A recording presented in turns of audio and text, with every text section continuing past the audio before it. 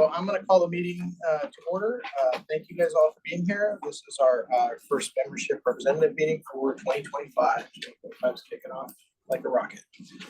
We're going to go ahead and go through our roll call because we need to establish quorum across the broader group of just the board of directors. So I'll turn that over to Jennifer. Yeah. Hi, everybody. Thanks for joining us. We're going to do a roll call and it does need to be verbal. So when I call your name, and we're going to go by regions. So I call your name, please take yourself off of mute. As a reminder, some people end up double muted. So you can hit *6 on your phone and you can hit your microphone on your computer, whichever applies to you. And at the end of each region, I will circle back around and give another moment for anybody that might have been here but couldn't get off mute in time. So, okay. First one, region 1, Alameda, Andrea Ford. Here. Okay, thank you. Okay. Contra Costa, Marla Stewart is in the room. Here. Yeah. Marin County, Carrie Bierman. Here. Thank you. Monterey, Roderick Franks.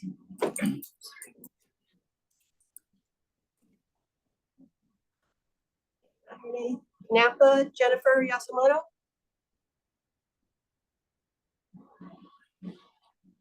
San Benito, Tracy Belton. Here. Thank you. San Francisco, Trent Rohr. I'm here. Thank you. San Mateo, Claire Cunningham. Here. Thank you. Santa Clara, Ilona. Sorry. Thank you. Santa Cruz, Randy Morris. Here. Thank you. Solano, Kelly Curtis. Here. Thank you, Kelly. Sonoma, Angela Struckman. Okay, so one more opportunity for Roderick or Angela. I'm Paula Glodowski is standing in for Angela Struckman. I'm the assistant director though, and I don't have voting authority. Okay, thank you for joining us. You're welcome to join as a member of the public, but like you said, no voting rights at this time. But Thank you. Okay, region 2, Alpine, Nicole Williamson.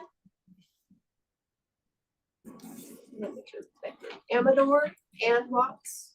Here. Thank you. Calaveras, Corey Allen. Corey Allen is not present. She's on leave. I am the acting agency director. This is Michael Magana. Hi, Michael. I will write your name in, but I'll have to double check on that because we weren't notified beforehand that there was an acting director. So, well, I noted it though. Thank you for attending. El Dorado, Timolyn James. Bono County, Kathy Peterson.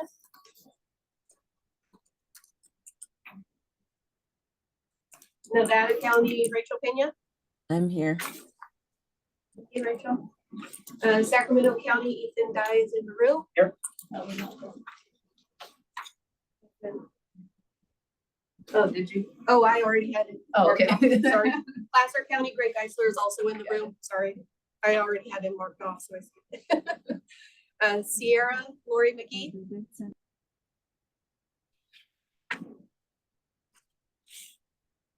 I heard somebody talking, but I'm not sure if it was Lori. Sutter, David Nagra. Tuolumne, Annie Hockett. Annie's not here. I'm Tu Yang. I'm standing for Annie. Okay, we don't have authorization for you yet too, but we have a note that that's in process. Thank you for attending. Yolo County, Tico Zendejas. Yuba County, Jennifer Vasquez. Yes. Thank you. Okay, circling back around for El Dorado, Bono, Sierra, or Sutter. Okay, region 3, Butte, Tiffany Rowe. Here. Thank you. Calusa, Elizabeth Kelly. Here. Del Norte, Renell Brown.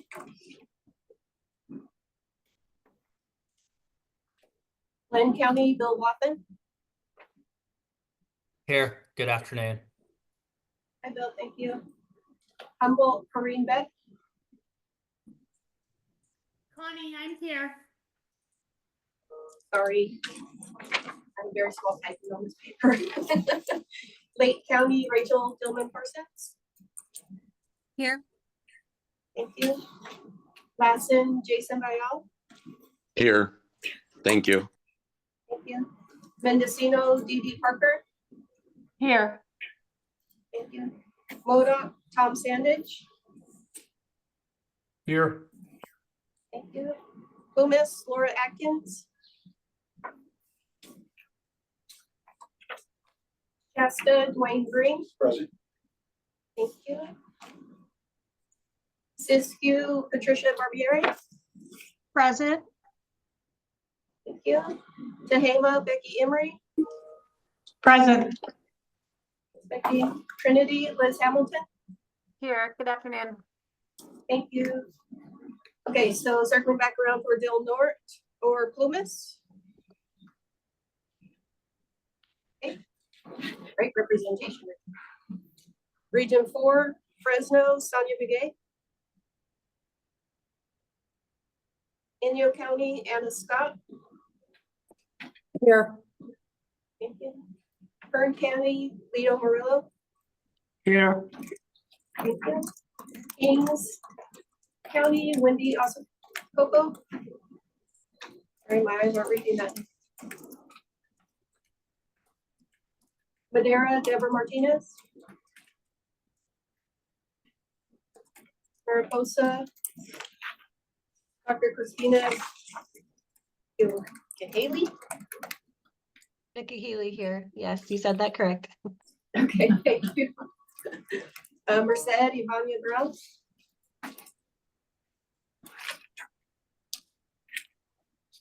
San Joaquin, Chris Woods. I'm here. Thank you, Chris. San Luis Obispo, Devin Drake.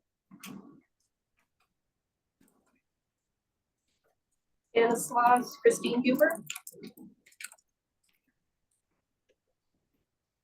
Larry, Francina Martinez. All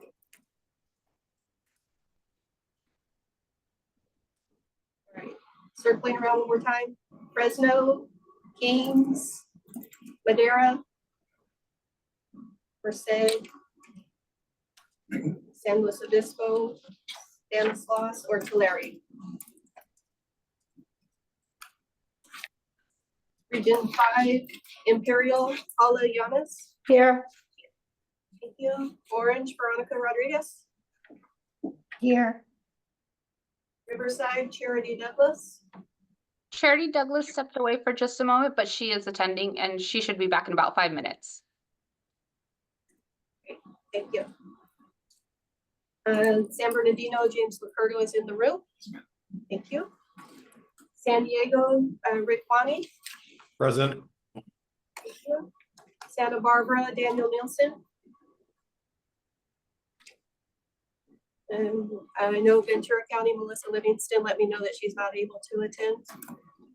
So Region 6, we have Board Chair Michael Sylvester in the room. Kristen Stranger. Here. Thank you. And then Cynthia McCoy Miller. Good afternoon here. Hi, thank you, Cynthia. Okay, did I miss anybody? Anybody join a few minutes late? All right, we do have 4. Thank you all. We got a great super quorum. That's excellent. Okay, then we'll go ahead and proceed on to public comment on items not listed on the agenda at this point. Yeah, I'd like to request any updates that you have regarding benefit issuance for February and ongoing in light of the OMB memo and what's going on there.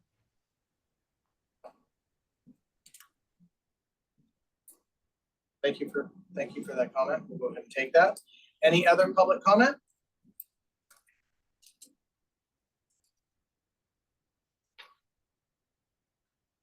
Okay, hearing none, we'll go ahead and get into this agenda. I'm gonna go ahead and let you know, we have, it looks like one member representative action item, that's to go over our budget, which Holly will walk us through. We have 4 approval items. Julia will walk us through those approval items for the board. And we have 11 informational items. And I do believe you guys received the first informational item is going to be walking through some strategic objectives for the project going forward. So I'm going to, without further ado, I'm going to go ahead and turn it over to the team to do the member representative action. Yep. Good afternoon, everybody. So this is our annual action. We asked the members to review and approve, which is our JPA administrative budget. These are unfunded costs for the upcoming fiscal year. These are not costs that are allowed in any of our project budgets, but they are required for part of the JPA agreement. And these include insurance, such as liability. We did estimate 15% above the actuals for the current year, based on what we've been seeing in the last couple of years. We've included our costs for the annual external financial audit. This is Hyde Bailey. That contract includes services through state fiscal year 26-27 audit period. So this will cover the cost for next year. Then we also include our SOC 1, our system and organizational controls report. That is as it relates to the internal controls on financial reporting. And those costs are associated with Davis Farr. And that contract continues through 2028 for the audit period June 2027. These costs will cover this next year's audit. And then we also include our San Bernardino County fiscal agent, the auditor, controller, tax collector. They serve as the fiscal agent and perform all of our accounting actions and financial reporting. And we use a standard hourly rate and their projected hours. And then lastly, we include our annual conference fees. We did increase those fees this year based on what we're seeing this year.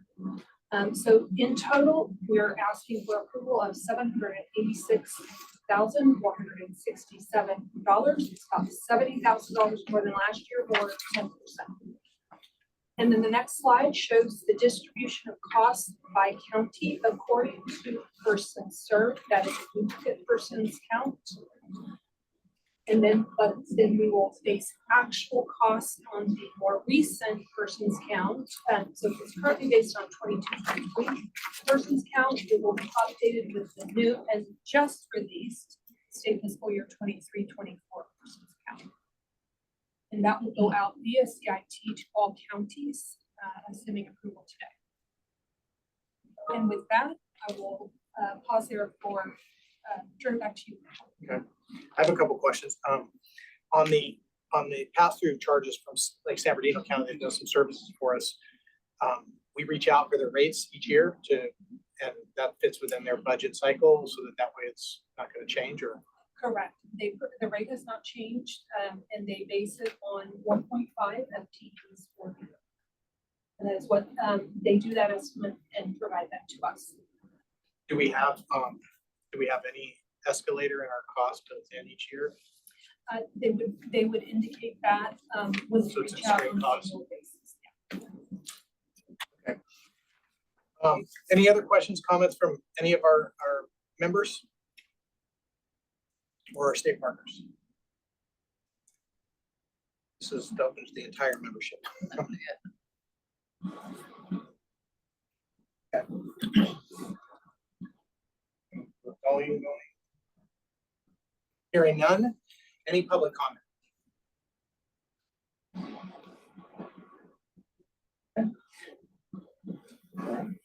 Call the vote. We need a motion. Oh, we need a motion to approve this? I will make the motion to Okay, approve. thank you. We have a second? I'll second.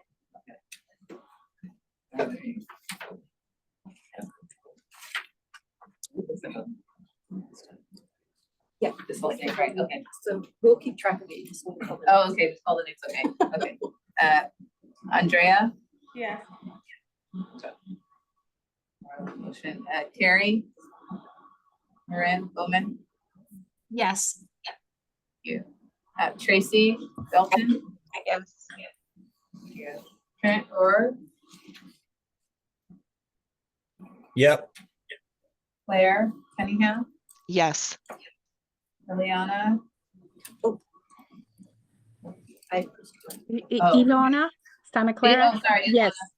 Okay, sorry about that. No worries. Randy, Morris, Yes. Santa Cruz.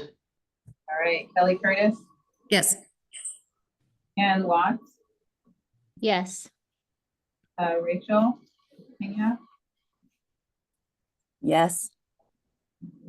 Greg, Yes. Ethan, Yes. Jennifer, Asquith. Yes. Coming to Region 3, Tiffany Rowe, Yes. Elizabeth Kelly, Yes. Bill Walken, Yes. Connie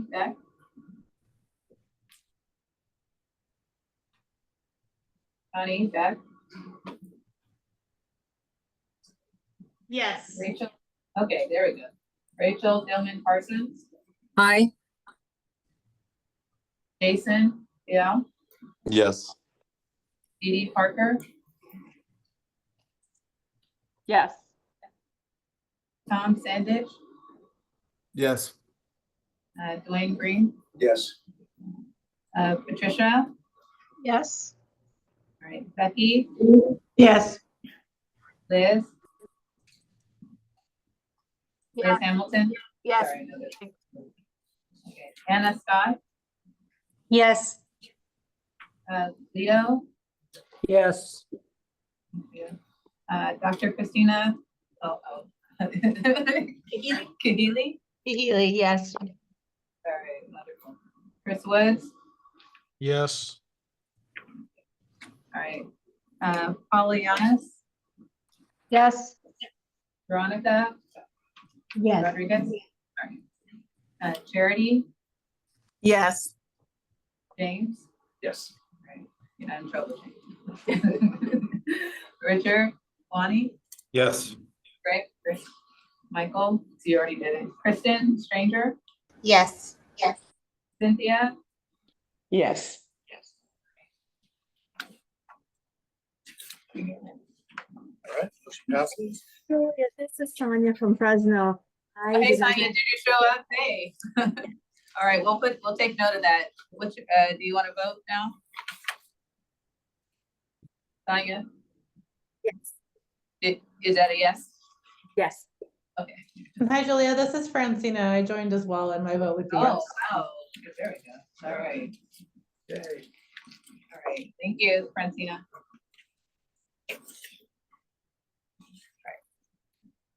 That takes us to our JPA Board of Directors action items. I think there's going to be 4 that I go through on the consent calendar. So in addition to the approval of the minutes from the prior month, we have three contract items. The first is the Accenture Change Notice 38 that has several updates included in it. We had some administrative updates to update the contract information. We previously updated the executive director name, but there's also a section in the agreement that we needed to update for noticing purposes to include Julia as well as myself, as well as Lisa Fowler. So we did that, and then we have a reconciliation of our scope between infrastructure and M&E. This is a no-cost impact, but as we've gone through the transition, we've refined based on clarification of our requirements and applied those changes. And that has, again, no impact overall, simply shifts between the resources. And as a no cost part of that change. Then we also included some additional costs for CDSS report support.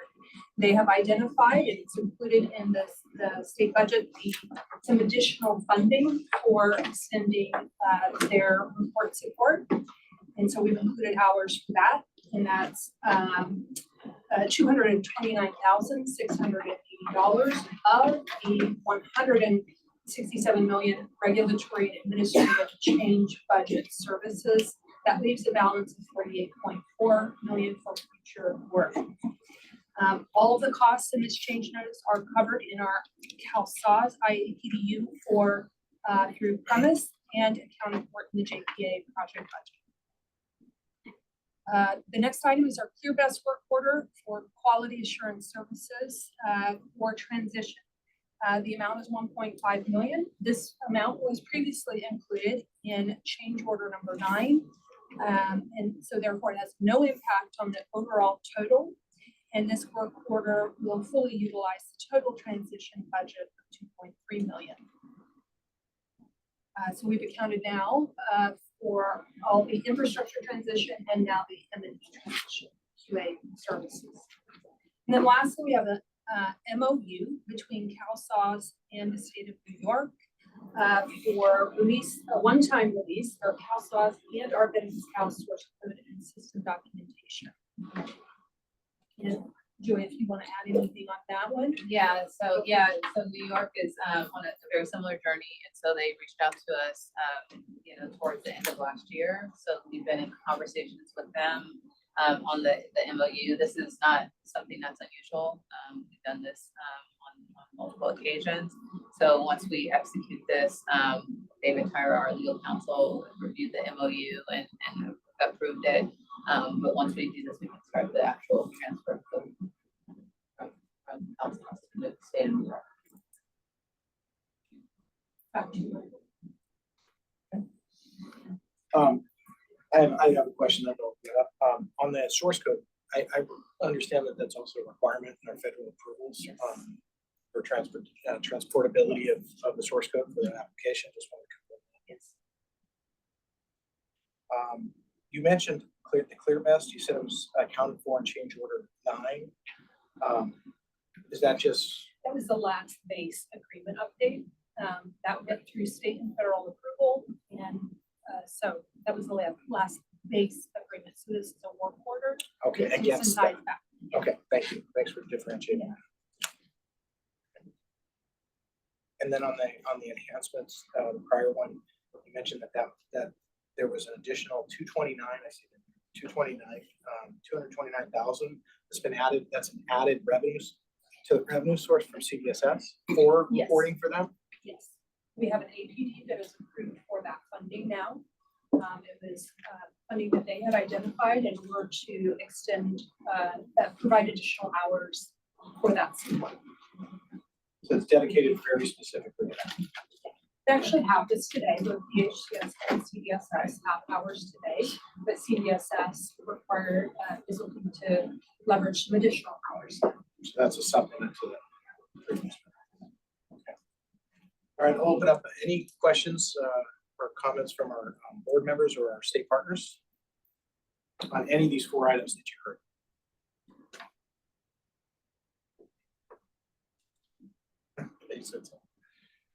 I'm looking across, I don't see any hands up across our screens. Okay, then any public comment on the consent items before?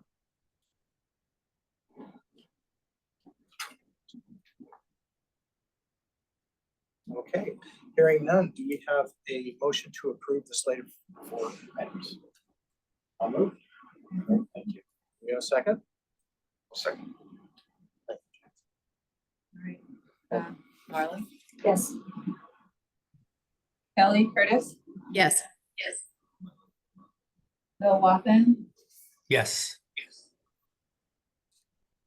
Chris Woods? Yes. Francina? Yes. Veronica? Yes.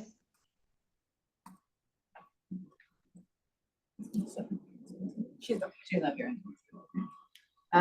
Michael? Yes. Kristen? Yes. Cynthia? Yes.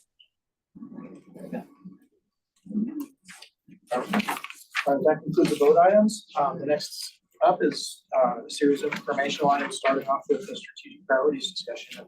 Yeah, so this is, going to be a mix of information, but obviously some dialogue and ultimately some interaction with the county directors. What we wanted to kind of point out is, as we start the new year, CalSAS is in a really interesting place now post migration. We just passed our 1-year anniversary of all 58 counties being in one system.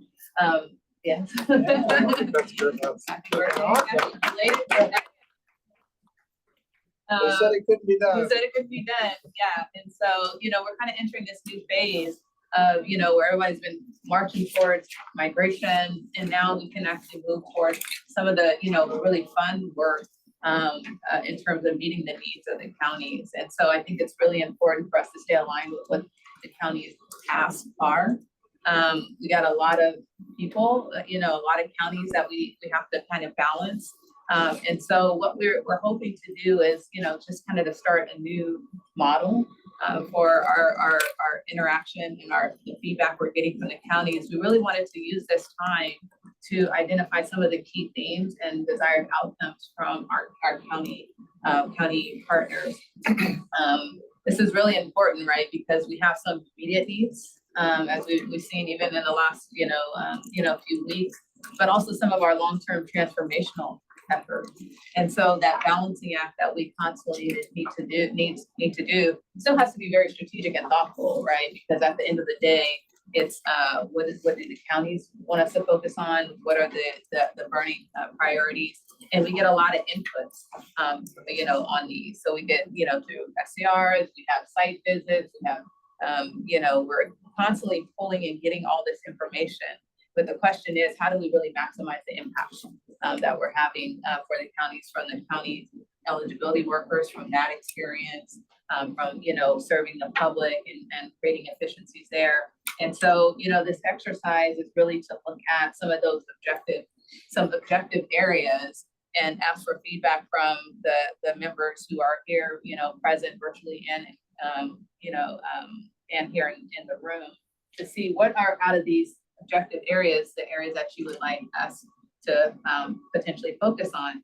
Now, in the next presentation, Sandeep is going to talk about how this feedback actually will feed into, some of our technology roadmap efforts. But we just wanted to kind of go through those themes and get your feedback, ask any clarifying questions that might have, and then we have a fun exercise where you all are going to be making some selections. If you haven't used Menti, this will be your first round of whether, how successfully you can navigate this tool. And so really what we're going to do is talk about those themes, get address any clarifying questions, and then we're going to actually have you make some selections in terms of kind of your wish list from the county director perspective. And so with that, I think we're going to start transitioning over to those areas. So I'm going to talk about the high level, and then when we get to, the actual, Menti, once I get put up, we'll talk about them a little bit more granularly. So the first objective area is enhancing self-service access. This is related to our Benefits PAL portal, obviously, helping users have a better experience on that particular platform. The second area is on streamlining the administrative processes for our counties. The third area is on improving security and privacy. So all the efforts related to that, making sure we're protecting the data, we're protecting the system, from both of those sides of the organization. The next is to foster more strategic and transparent coordination between CalSAS and the county. What does that look like? How often? What tools are we using to, communicate with the counties and getting clarity on that from the county perspective. And then we're looking at objective 6, which is enhancing reporting, analytics, client correspondence capabilities, and for greater flexibility and insight. That's a mouthful in that one. So this objective really includes evaluating and improving things like our workload management, fiscal, state, and executive level reports, as well as some of the ad hoc reporting capability. And then it also aims to streamline our client correspondence notices while improving the integration of data and analytics for more actionable insights and effective communication from the counties. And so those are kind of the high level themes. And then I can pause there and see if there's any clarifications that are needed on those particular areas. Cynthia, yes, ma'am. I would like to know, and I don't know if this is the point where I need to ask this clarification, so I will though. If we have some language that we would like to potentially be considered for one of the objective areas, is it appropriate to share that language and before the vote? Yes. And is that allowable? Well, so if it won't change, if you, or say, for example, if you say, you know, at number 4, you know, instead of enhanced user experience and support, I think it should also include this. You can still select, you know, that one, but there's a portion at the end of this where you can actually provide like, Suggest. yeah, or just, yeah, and you know, like text, you can just put in there at the end of this mentee, there's going to be a section for that, or you can actually write that in, Cynthia. Okay. Okay, thanks for that clarification. Yeah. And Cynthia, thank you for raising that question up. And I had a similar question. It's reference to the IVR system, and I didn't know where that would be best positioned. Is that going to be kind of the number 1 is It's a self-service, but it's benefits Well, I count. was thinking Yeah. that. And number 7 Yeah. is contact center. Just want to make sure Yeah. that It would be under IVR contact is- center. Yeah, it's one of those areas within the contact center that Yes. we were looking at. Yeah. Okay. wonderful. Right, it does straddle them. I thought And the mine same was thing. number 4. It's interesting, Julia, that you used number 4 as an example because that was the one. Oh, was it? I knew that. We're here, Cynthia, it's all good. All right, any other? Michael. Who's it? Yeah, Marla. So this is our time to discuss or ask questions, and I actually, I know Cynthia can type her comments in later, but I, as a fellow board member, I'd kind of like to hear Cynthia's comments, yeah. Absolutely. If you're willing, Cynthia, I'd be interested in hearing what your suggested wording is. Okay, and this is with consultation with my director, Mr. Nichols. So we just thought that we should include language access as a topic, if possible, in number 4. It should be incorporated. Yes, Yes, I think, that's- yeah, I that think would- so. I think, you know, the reason and I agree, the only reason I paused was because that, you know, it's obviously it's big on the benefits count front, but it is around the user experience, right? So yeah, we can definitely include that, Cynthia. Thank you. That's good.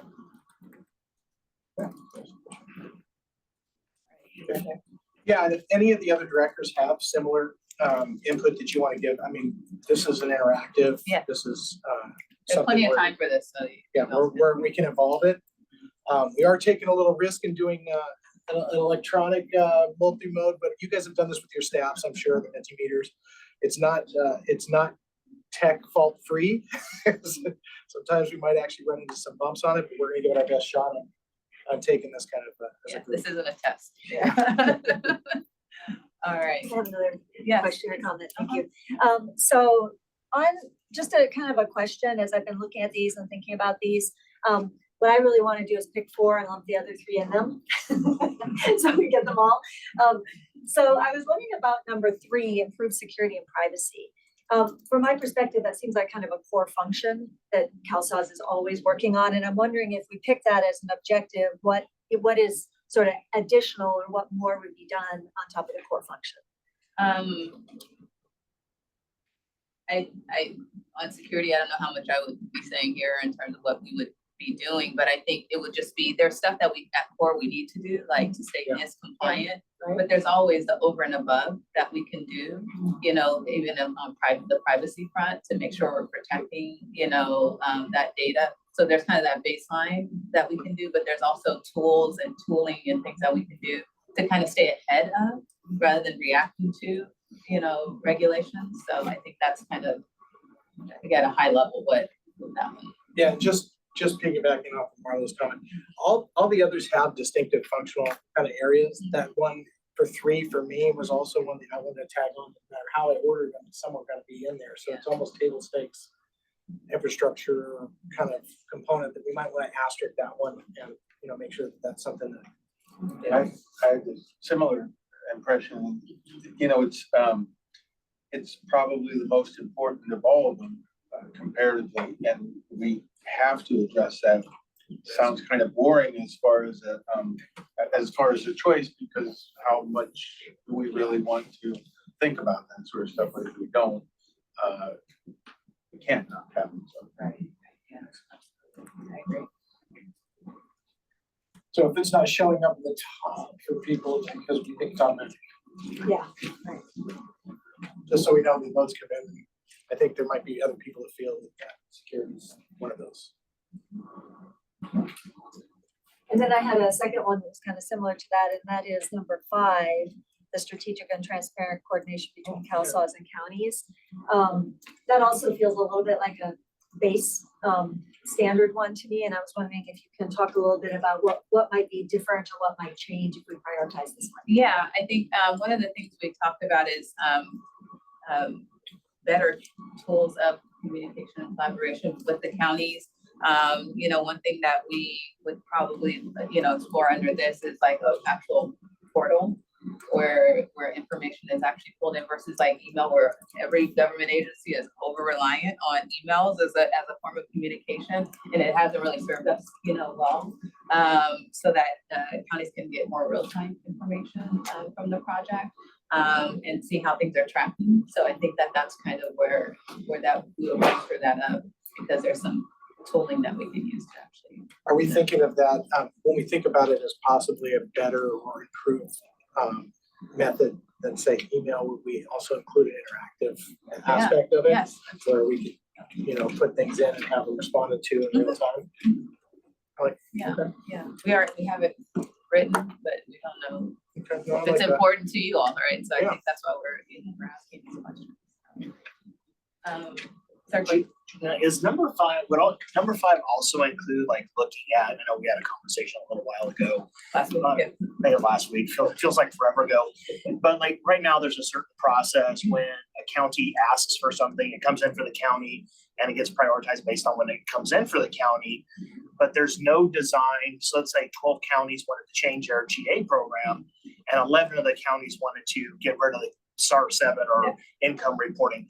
Would number 5 also include like a tool to help separate what those are? So maybe 11 out of the 12 counties get SAR 7s taken out right off the bat, and like to be able to prioritize some of the bigger things. Then you know what true county cost is. Yeah, because I think all of us, I don't want to take on a $100 million hit for GA as a county. You know, maybe I can share with Sylvester and he pays $99 million and I pay $1.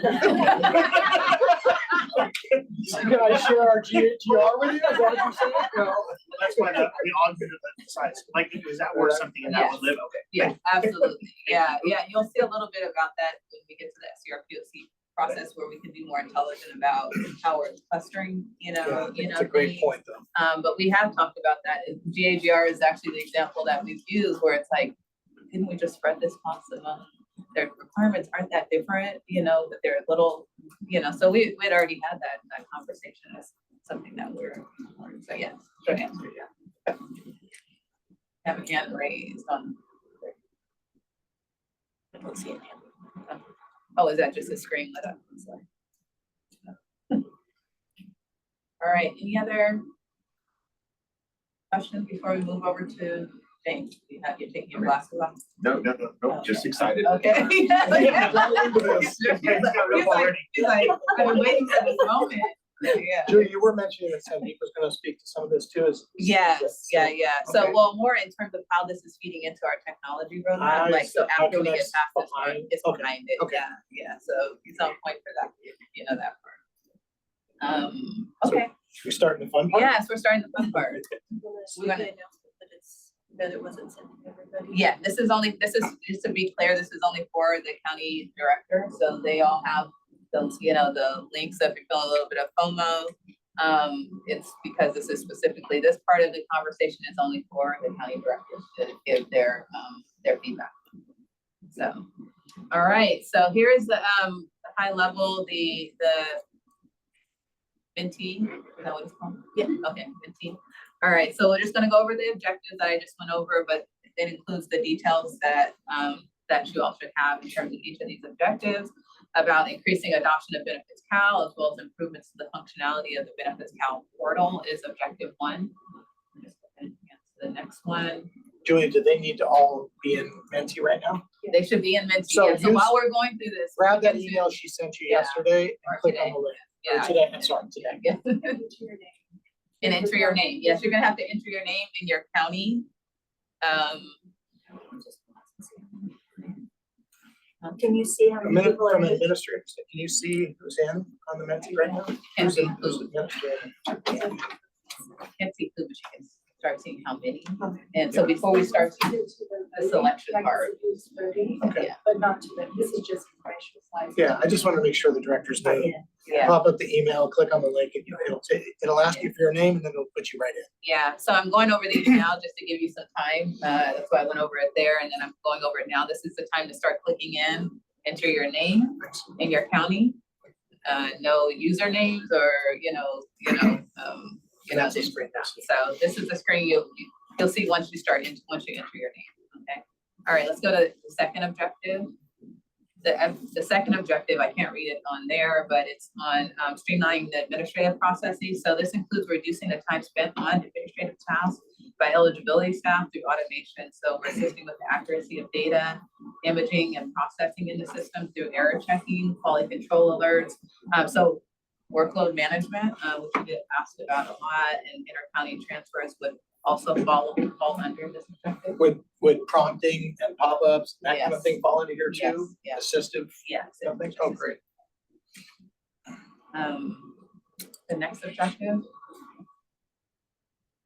All right, objective 3 is what we just talked about and Marla brought up on, continued and enhanced vigilance around data security and privacy measures. Identity access management also falls within this category, just making sure people don't get access to things they shouldn't, but also being proactive and using what we know out over and beyond what's required. In this space, there's a lot of things that happen, and we can enhance tools and do better things to increase privacy and security. Those come at a cost, so that's why this is on here separate. Objective 4. Oh, all right. Just trust me when I say this is what it says. The objective should include increasing the intuitive nature of CalSOS through contextual assistance actually is here. Oh, that's what it says. So this is the turbo, my dream. Yeah, this is where it becomes more intuitive here. The system offers real-time help and explanations or tips tailored to the user's actions. So this would include, these brief descriptions, visual cues, if you have attrition with some of your eligibility workers, not assuming that we have power users in the system, but that these people actually might need some help on, how to make decisions within it, understanding the process as they go, or implementing comprehensive online self-help portals and guided navigation for benefits out, so we can reduce this need for phone or in-person support. All right. Objective 5. Give y'all a lot of time to log into this one. Foster more strategic and transparent coordination between CalSOS and the counties. We are always going to strive to have great partnerships and relationships and friendships with our counties. So this is about enhancing regular communication channels and coordination, or improving committee structures and clarifying the intent of our working group. So that's the project that's already underway. So this includes clarification in project prioritization, processes and status, and the things that Ethan even identified in terms of being more intelligent about how we're grouping and clustering our efforts. Objective 6. What am I looking at? Mandy? Wendy? Okay. You have to blink. Yes, that is. Like, jerk my head. Yeah. All right. I dated myself. I know, yeah. I was like, wait, I don't know what you mean. Like, Girl, I agree with you. no, I do. No, I used to watch it. All right, enhanced reporting, analytics, and client communication. So this objective includes evaluating and improving workload management. I already went through this, right? All the different types of reports, as well as ad hoc reporting functionality, client correspondence, data and analytics, so we can take more actionable insights and have more flexibility there. And then objective 7 is kind of self-explanatory. It includes all the things under contact center operations so that we deliver faster, more effective customer support. All right. Whew. All right, let's see. So can we see? So the screen should look like that for you. Yes, so what you're gonna see is that, and I already see people making their selections.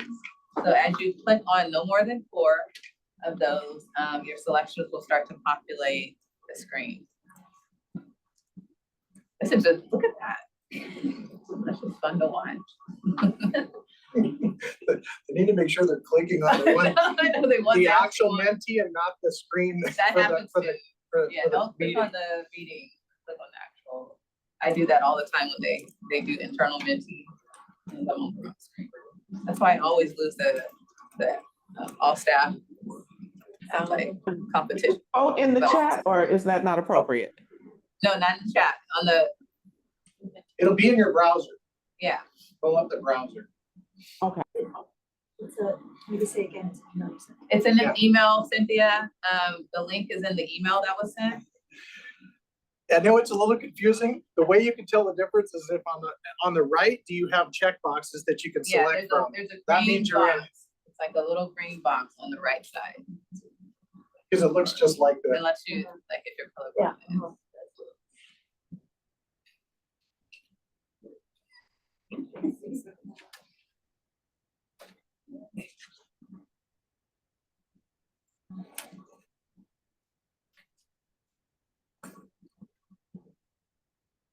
See, there's 27 in it, so.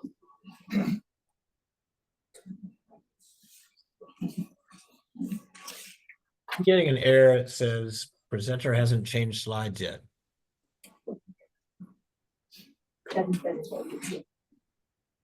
Oh, that's not, that means you already made. That means you've already. Okay, Made your. great, thanks. Yeah, okay, transparent. I was like, No, that does happen. That's what I said. Yeah. It's not fault free. no, but once you get stuck there, Yeah. and so, If you have a problem, you could try the link again to come back through. How many, we have 29 that have voted so far, it looks like. There's a lot more to vote. How many people do we have here? We should have like like 38 or 39. oh, 30.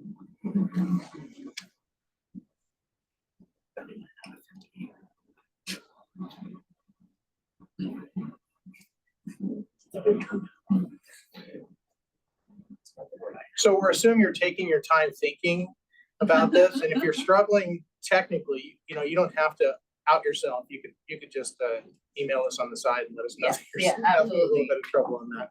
Just hope for the ones that Or just raise your hand. Yeah, or just follow the crowd. We're gonna follow the crowd. Just hope for the ones that are already full. The same, we're testing group things as well. These things work great until they don't work for you. I must be way outside the group. Are you the outlier? Are you the one, you're like the one? It's like objective 8. Yeah, I know. All G to LA, yes, Yeah. number 8. That's right. It's got his own write-in. It's just write-in. Cost sharing with LA is not here on the. Great sheet his own vote.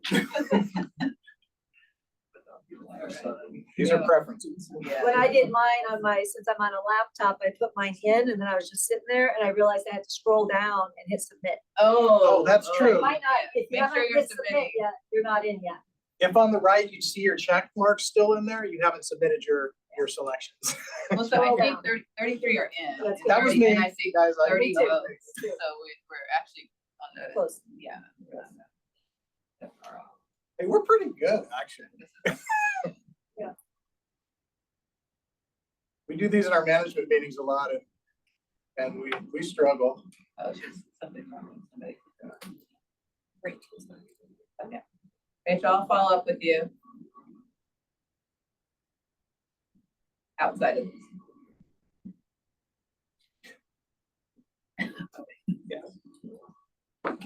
And that's the backup. this. Follow up with If you Julia. felt like you weren't able to get your preferences in through this process, follow up with Julia and let her know what they are, and we will incorporate. Yeah. We just thought we'd try something. This is actually, it's a really good turnout on this one. So, I think we're only 3 short of, well, no, we're not. For anybody out there, Almost all of you voted on 2 of them, so. and for anybody out there that doesn't use this, it's a free tool to use. It's easy for your meetings if you want to collect, aggregate information real time from your staff or your managers, get their input. So, and then while we're, if anyone's still having any issues, we'll give it a couple more minutes, but really what we're going to do is we're going to be taking, this back. We're going to be bringing it to the council board of directors and figuring out what the next steps are related to that. Yeah, share it more broadly. All right, we have reached a point where it's very quiet on terms of the movement of. Does anybody still have a green with checks in it on the right? If you do, Have just any, select yeah, exactly. Have any of the directors had not been able to give input that they wanted to? Besides Rachel. Okay, let me enter that. Okay. All right. So this is the let's talk objectively. So this is back to what Cynthia was asking earlier. If there's things that you felt were glaringly obvious, but not included in what was put under those objectives, this would be the place where you can actually write that right now. And we'll just take that back and incorporate that into ultimately the feedback from the voting. So if you have any feedback here, it'll actually show, just full disclosure, if you type it in there. And if you want to say, things about Michael, please don't post that on there. Or if Ethan wants to talk about cost sharing with LA, this is the place to put that. But any feedback, this is the place to put it. And then other than that, we'll stop here for a minute and see if there's any questions, but after that, we'll move on to the next item. Oh, so we're gonna see Michael typing something. So we're gonna fix it. Am I the only one? You might start everyone to have the courage.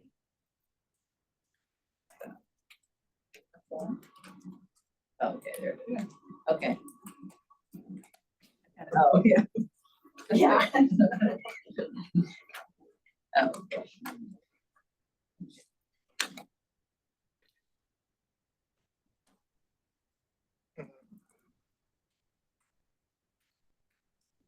Yeah, definitely. MFA would definitely be part of security.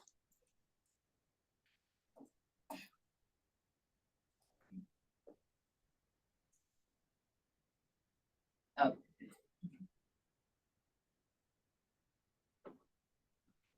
Oh, it's in now. Michael, what's a table stake? Table stakes means it's in the meat of it. It's the baseline. It's what's expected as part of the offering. It does. Oh, okay. I should come to these more often. I know. I'm learning about sausage behind the scenes and table stakes. That's right. How A lot sausage of is food, made. yeah. And I'm really hungry. That's really Nobody's, what we're doing. nobody's talking about the beet salad. That's right. We passed that up in week 2 of the year. Started off with a beet salad, now I'm on the steak. Oh, you made it to week 2, I'm impressed. I'm hearing a lot of one county girl, yeah. Yeah, I don't want any judgment. None for me. Yeah.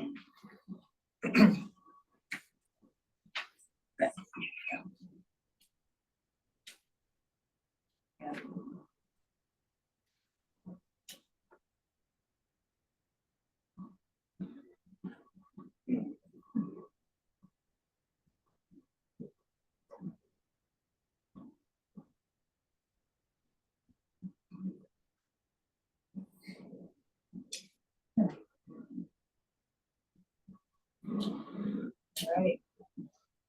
All right, I think we can. Do the next. It's good. So Julia, in terms of, I'll go to public comment. I'm still in Yeah, pre-public so, comment right now. So in terms of this process, you said you're gonna collect this information. If there's other things that they submit to you outside, we'll factor that in. And when are we gonna come back and kind of discuss the results? Well, our next board meeting is, that's a good question. We were talking about this on, so our next board meeting is only in 2 weeks. All right, so what we wanted to do is give our time, a little bit more time for the, for us to go over these with the board and present these. So we're probably looking at March as the one unless the board. Okay, and then we'll use CWA meetings also to share as well, Sure. like you said. Okay. All right. I just want to make sure this stuff has the next steps. And It where does, we're gonna go with it. Well, we can do the 14th, but that's it. I felt with all the stuff that's going on with the counties, that might be a little aggressive with the timeline for the board. Is the objective that we'll come back as a board and then vote on the Yes. results? Yeah. So when we do come back to do that, I think it would be helpful to know, what did the vote mean? Like, what are some examples of what will get done? And I can see where you might need more than 2 weeks to get all that put together. But We actually have a lot under each of these. Yeah, so we So, can get to see those, yeah. Yeah, like, for example, these are representative projects. Okay, underneath. good. Yeah. And absolutely. maybe then for the ones we didn't vote as high, here's what's under those, so we kind of know what we are deprioritizing. All right, so public comment, yes, sorry. Okay, so is there any other questions or feedback from our board members or state partners on this? Okay, thank you. I appreciate this. I'd like to be strategic. I think this is great. We're actually moving into that kind of phase. This is wonderful. So I'm going to turn over to public comment at this point.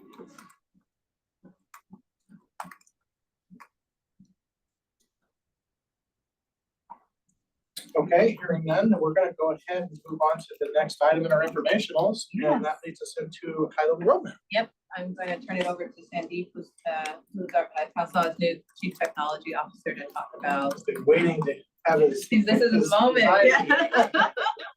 Hi, I'm Sandeep Haji. I'm Chief Technology Officer at CalSA's. I've been here over 2 months. And my primary focus is building out a strategic roadmap, technology roadmap 18 months out. And as Julia said, we are here in this post-migration phase.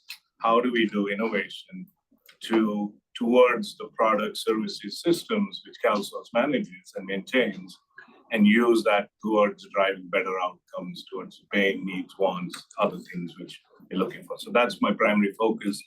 Other aspects of data analytics, team development, other leadership is also what I do. I'll walk you through in the next few slides somehow we are thinking through high level of going about this, taking some of the alignments and feedback in as we go along and build our roadmap 18 months. Next slide. So the left-hand side of this slide is more understanding of where we are. How, to innovate, we need to understand where our systems are, what are the challenges we have, what gaps we have from various aspects, from security, privacy, from resiliency on the technical side. And meanwhile, also look at all the pains, wants, needs of various counties, various stakeholders, from beneficiaries to county workers to administrative or supervisors. Take that in. A lot of it is there in your SCRs and others, but also a lot of it gathering through sort of verbal feedback and observation. Take that, analyze that feedback to see what are the opportunities for us and really get, boil down to what the true pain need is and not just stay in the solution space. From there, synthesize that across various systems, from contact center, from CalSA's core, from benefits cal. Take what we just had this exercise on objectives, which is great, which is some of these strategic objectives which are voted on, so that we might not have the ability to solve everything, but can we take a few objectives and zoom in, narrow in, and really deliver a better outcome there. That's something the synthesis step will happen next, and drive alignment there. Do we sort of, I think some of the language which I was catching, when we say user experience support, it could mean something at a high level. Once we dive into the detail, what are the challenges, and these are sort of opportunities, do we align on that, drive that, double click that, drive that a little bit deeper. From there, there would be an innovation process where we would do some proof of concept, some trials to see that a solution, does it drive the value? Does it solve the pain which we're looking for before we determine this should be on the roadmap?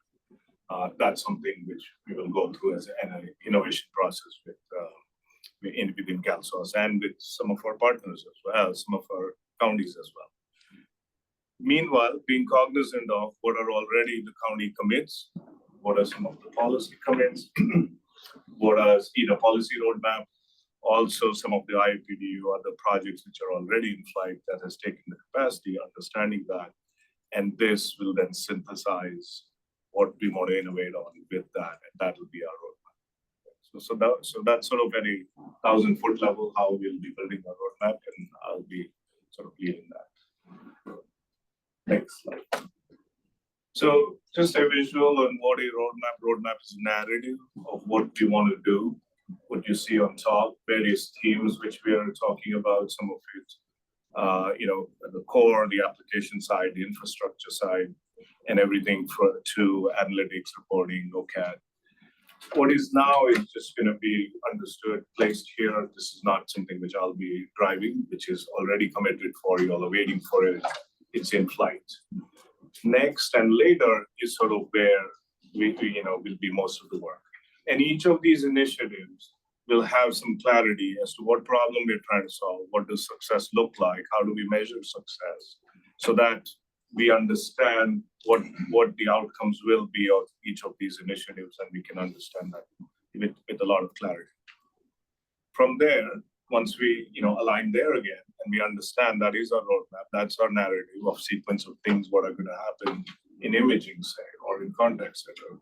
From there, working with Holly and the PMO process and budgets, then we understand the capacity, the capability, and we come up with timelines, which will be sort of, when we do the POC, when do we do the build, when do we do change management, all these critical aspects of delivering innovation will be laid out post that. Once we agree on the narrative, then we go through the budget process and then lay out the templates.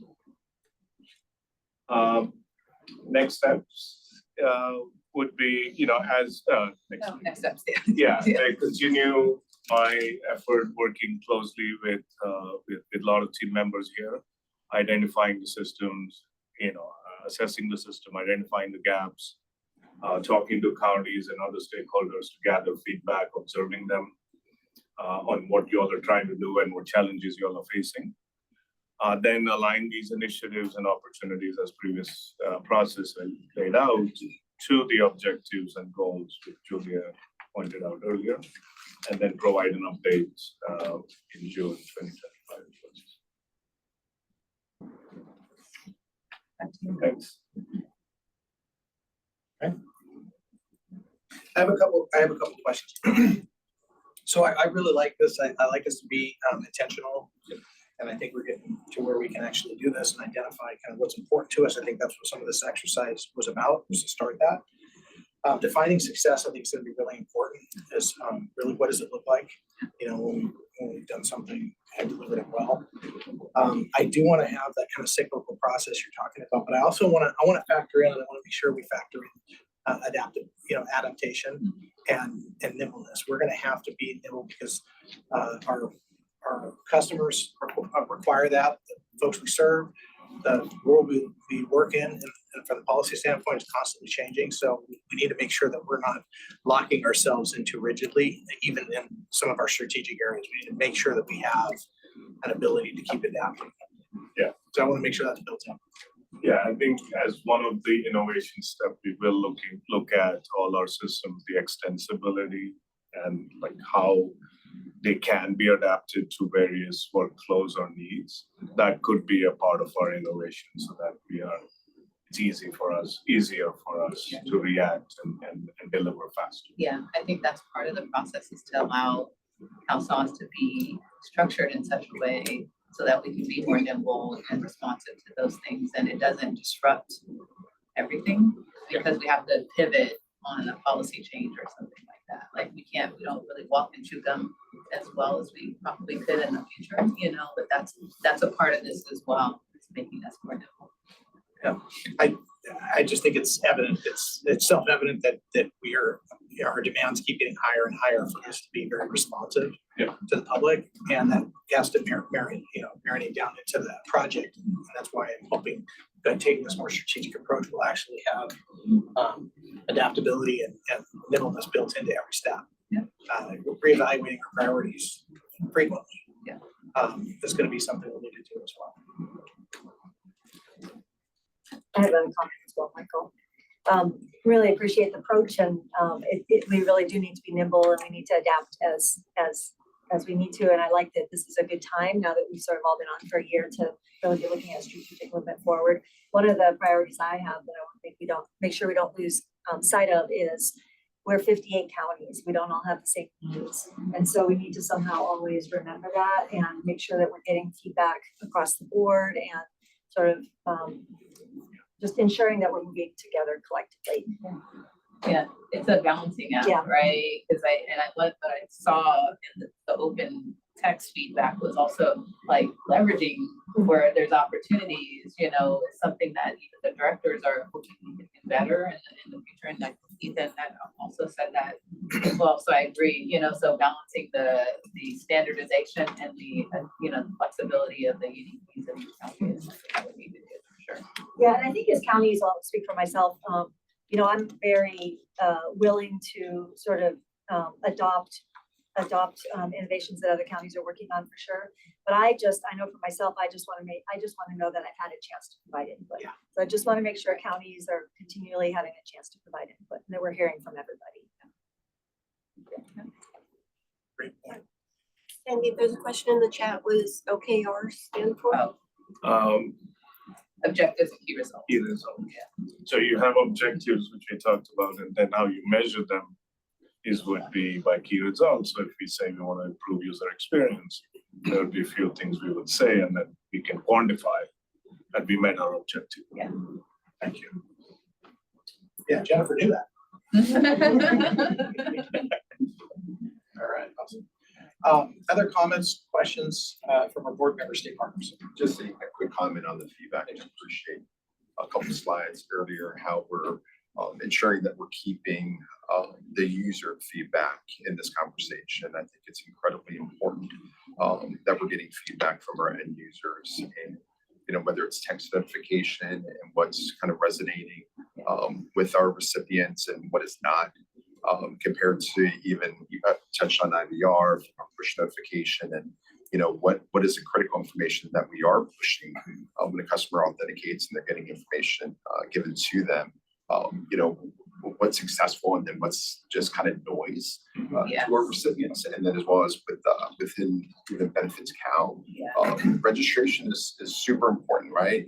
But it doesn't stop there in getting that end user feedback on, now that I'm registered and I have an account, you know, what's kind of, you know, remind me to do this R7, the renewal, check benefits and self-service through benefits count. So again, just overall comment about getting the feedback from the end user. I'm super happy to see that continues to be embedded in our approach. Thank you. Thanks, James. Very good point. Anyone else want to make any comments or ask questions from our board members or state partners?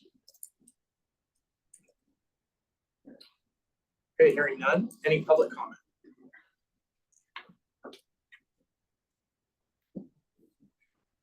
All right, hearing none, we'll go ahead and move on. Thank you very much.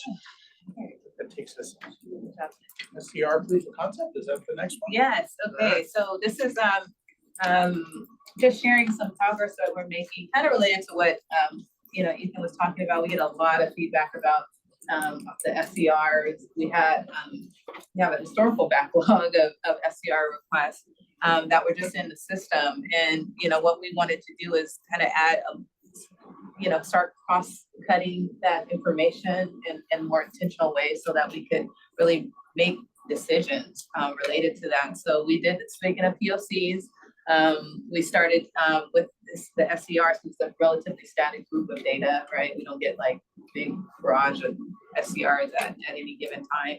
And so in partnership with our partner AWS, they actually designed this for us so that we could look at this. Now it's scrubbed on here, just so we're clear, because there's actually labels and things like that, but just because of some of the stuff that's, you know, that's loaded here, we wanted to make sure we weren't, you know, sharing too much. But what you'll see is certain like groupings, and you'll see them listed by, you know, the actual agencies that are making these requests. So you can look at it and say, okay, well, who, like, you know, and we've even had this meeting with one of the counties that said, they looked at, you know, they were like, ooh, like, we got a lot of SCRs in there. Some of those probably aren't even relevant anymore. So even seeing this made them start to look at internally, like maybe we should take some off. Maybe those, we need to look at policy changes, various reasons why the ones that have been submitted to the system aren't. Oh, that's, what is SCR? Uh-oh. These are words. System change request. Okay, we use these words so often. I'm like, SCR, a system change request. And so, thanks Jennifer, I see you put that in there as well. So we're looking at that. We really wanted to evaluate the backlog of SCRs, just so we can move through them more efficiently. And one of the ways that we can do that is by identifying the trends. So what we also have is the grouping. We have categories of the SCRs, and they're all bundled together, you know, here as well. So regardless of time, you can actually look at, okay, like what is the largest grouping of SCRs by category over a period of time, like recently or historically over whatever time, so we can kind of do that, kind of zoom in and zooming out type of thing. And it will also help us look at it and say, hey, you know what, actually when we look at this, 100 of these are actually the same, you know, same request. And so is that just in one release, right? Or is that something that we can do for, you know, all counties at one time and just like, whoop, done, right? So we're looking at that now. We're kind of playing with this to see how we can actually operationalize this for the team so that it is meaningful. So this was done with AI, but then what we also have, which is a report that we can export that says the narrative. So what is this data actually telling us about what's keeping counties up at night? And by county, by category. So there's also an external report that can be you know, pulled from this so that we can make more intelligent decisions and give counties that feedback. So this is just something we just wanted to share. This is something that we're working on because we get asked a lot from the counties, where are you with these SCRs and how are you making progress? There's a huge backlog. And we have to get more efficient at also getting to this backlog. But we also recognize that some categories, just for policy changes, probably don't even relate because we still got years. And so we just wanted to kind of share this and we'll be, you know, connecting with the counties on this and giving you all some, you know, more granular information on these so that you can also, I've already had counties say, can you show it to me, my county, because we need to go back and probably clean up, you know, some of the things that we've asked, or if they can look and see, this is a really high one, what are we missing? Why hasn't this been a priority for us? And all the other counties are, you know, making these, putting in these system change requests. So that's just high level what we wanted to share. This is meant to show you the pretty colors of it without getting too detailed into what's actually there. But we're really excited about the progress that's been made just in the last few weeks from with the project in our partner. And I do a lot of acronyms and I see real time, everybody's been like helping me with that. So I appreciate that. Any comments? Michael? Yeah, so thank you, Julia. I'm glad that you guys are diving into this. Is an area I think that the counties have always wanted us to take another look at, because how we make requests for the system changes, what kind of synergy we have between the different counties, what kind of things require specificity for a certain county's needs and interests. That's all like right at the heart of what the counties get out of this system. So a real good dive into the SCR process and how it can be more effective for counties and for them to know what's coming, when it's coming, and we deliver on a faster cycle. Those kind of things are all going to be really important. So I'm excited about what can come out of this. So thanks for diving into an area that we really need to address. I want to open up to other board members or state partners if they have any comments or questions they want to make on this item. I just want to echo your sentiment. I appreciate you taking the opportunity to go back and look at this. You know, coming from a different system into the collective, and it helps kind of also re-level set our expectations, where I also know that I have to go back and do some re-education with some of my electeds, perhaps, some of my leadership, that I can't make a change tomorrow. And so I appreciate the relook at this. Appreciate you anonymizing the other system. It doesn't exist anymore. I can say I empathize with that. Going back and educating the electives. This is, yeah. Any other comments or feedback that you'd like to provide? I'd also like to add that I echo everything said from Santa Clara County. We definitely appreciate this look, and we are committed to going back and looking at the SCRs we submitted to do a cleanup of what we've submitted. And I hope we all do the same thing to help alleviate some of the backlog that's there. So it's definitely appreciated, and we're looking forward to our cleanup. Any further comments, questions from board members, state partners? Hearing none, any public comment? Tracy, raise your hand. Jen? Hi, everybody. I had a couple of questions. Number one, advocates have identified several SCRs over the years, and I'm wondering if there'll be transparency in which SCRs are removed, and for the ones that stay, how they end up being grouped. So we'll take that back and we'll respond to you outside. Okay, and my second question was, will there be an accessible way to track the SCRs for the public? The current website, the CalSAWS website, is not really searchable, so we've really struggled to keep up with the SCRs in general. So that'd be my second question. All right, we'll take that feedback as well as we're doing a deep dive into our website functionality, so thank you. Any other public comment? Hearing none, thank you, Jen. Appreciate both of those. We've got them. We'll go ahead and move on to our next item. Yeah. Hi, everyone. Oh, sorry. Go ahead. No, go ahead, Karen. Oh, hi, everyone. Karen Rapinati, Policy Design Director.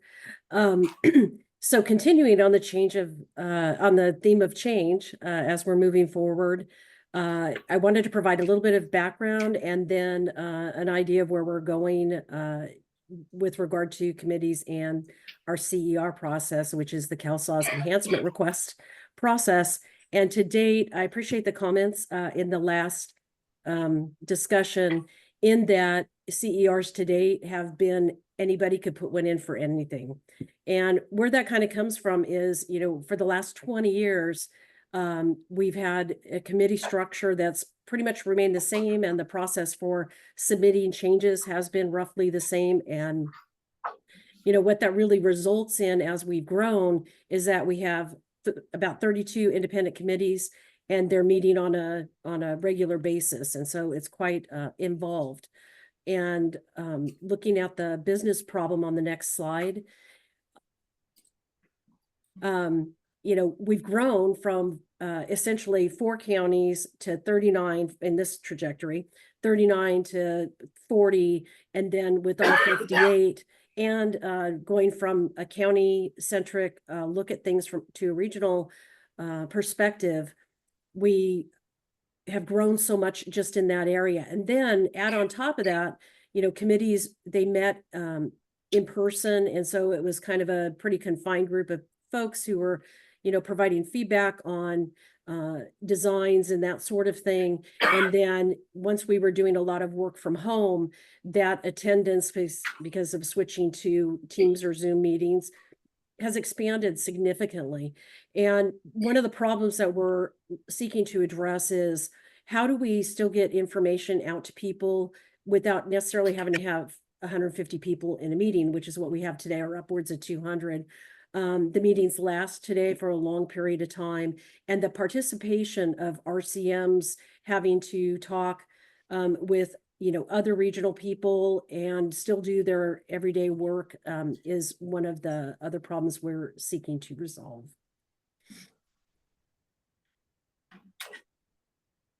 So a couple things that we're working on is, acknowledging that the original purpose and the business need of the current structure has certainly evolved, and it needs restructuring. And so what we're looking to do is evolve that into a framework, that is more efficient, communicates well, enables CalSAWS to better meet the highest priority needs of the counties. And I also appreciate the objectives that we talked about earlier and seeing, you know, where those land to help us keep in a path that the counties that's helpful to the counties. And so globally, you know, one of the things that we're trying to accomplish is as we go through this vendor transition as well, we're looking to ensure that our processes are complementary and working with the counties in order to implement change. This is a long pull on the tent. It is not a fast change. And so we've broken it down into a couple of areas. And one of our first areas that we're working on is the CER process. So to date, as I mentioned, pretty much anybody, you know, who had a good idea could turn in a CER. And what that results in is that, you know, it is a significant backlog of priorities that we're not able to address, which leads to frustration. And, you know, and the project itself is trying to balance everything that we can to get in as much as we can. And so part of what our goal is to eliminate the backlog of SCRs that can't get road mapped and handle that in a different manner. Not that the ideas are lost, but they're just handled differently. And then, you know, from a committee perspective is try and, you know, tamp down a little bit of the effort that that counties have to be responsible for in working through the RCMs and the SMEs as part of the county process.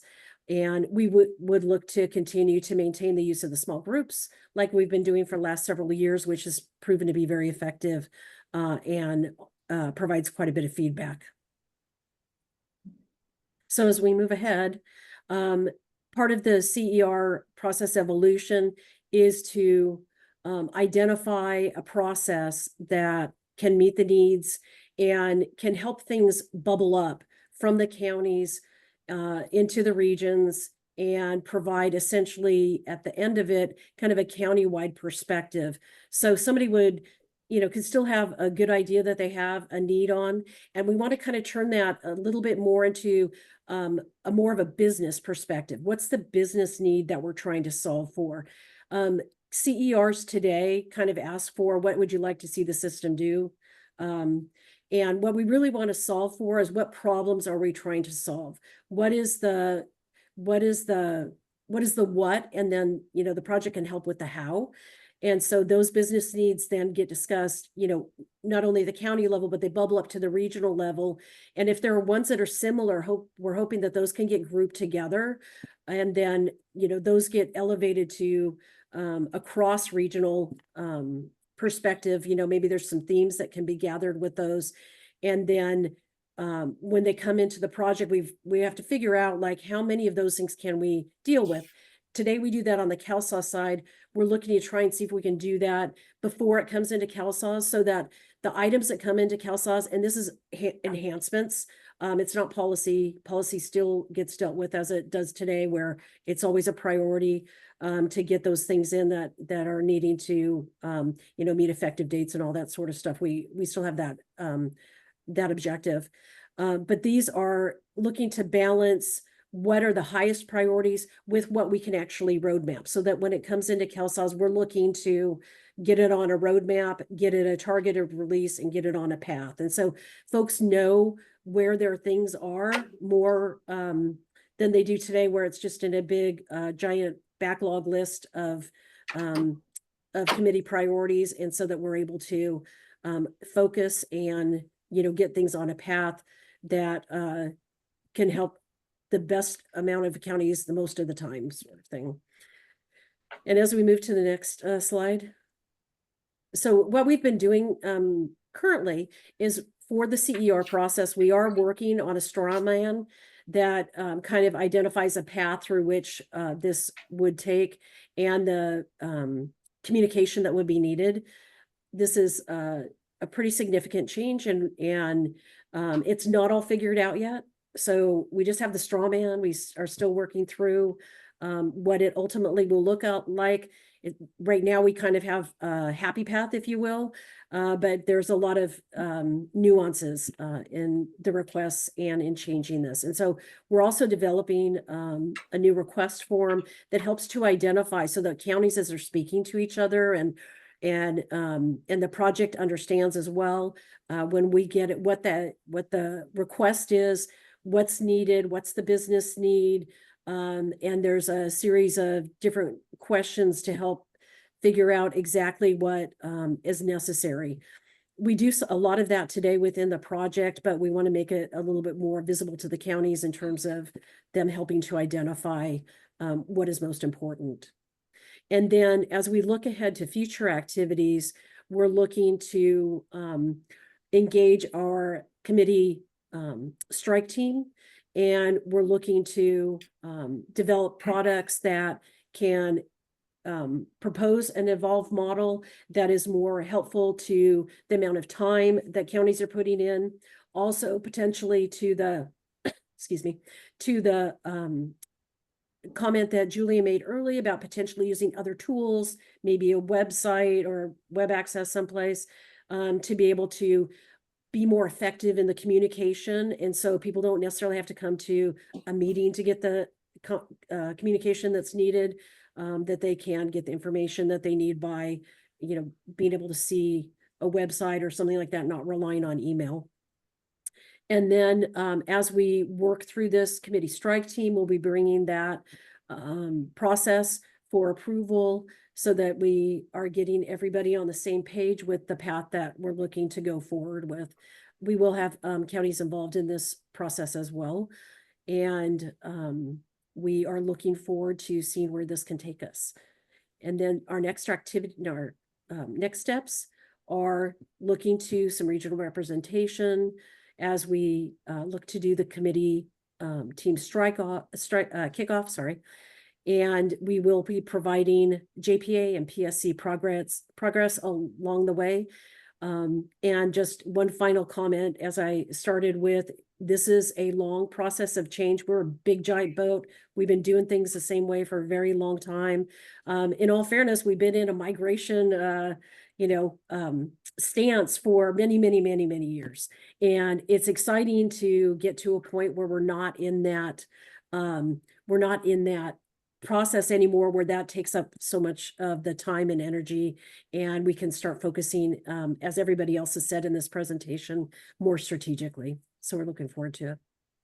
Back to you, Michael. Thank you, Karen. So I feel similarly like I did about SCR, about the CER opportunities here. I think it is a great time for us to kind of invest in our infrastructure we have to try to strengthen our regions, strengthen collaboration at the regional level. But also I want to make sure, and this was brought up earlier, that every county still has a voice in this, that no one feels like there's a muted aspect of it. Otherwise, we're going the wrong way. I really think this is a way to enhance county voices and also to amplify them through a regional approach. And I really want to see that kind of come to fruition, because that could really improve, like what you said, when we have things in there, we know where they're going to be, but we also have an ability to adapt. If something comes in and actually takes priority for everybody over everything, or if something just shifted completely.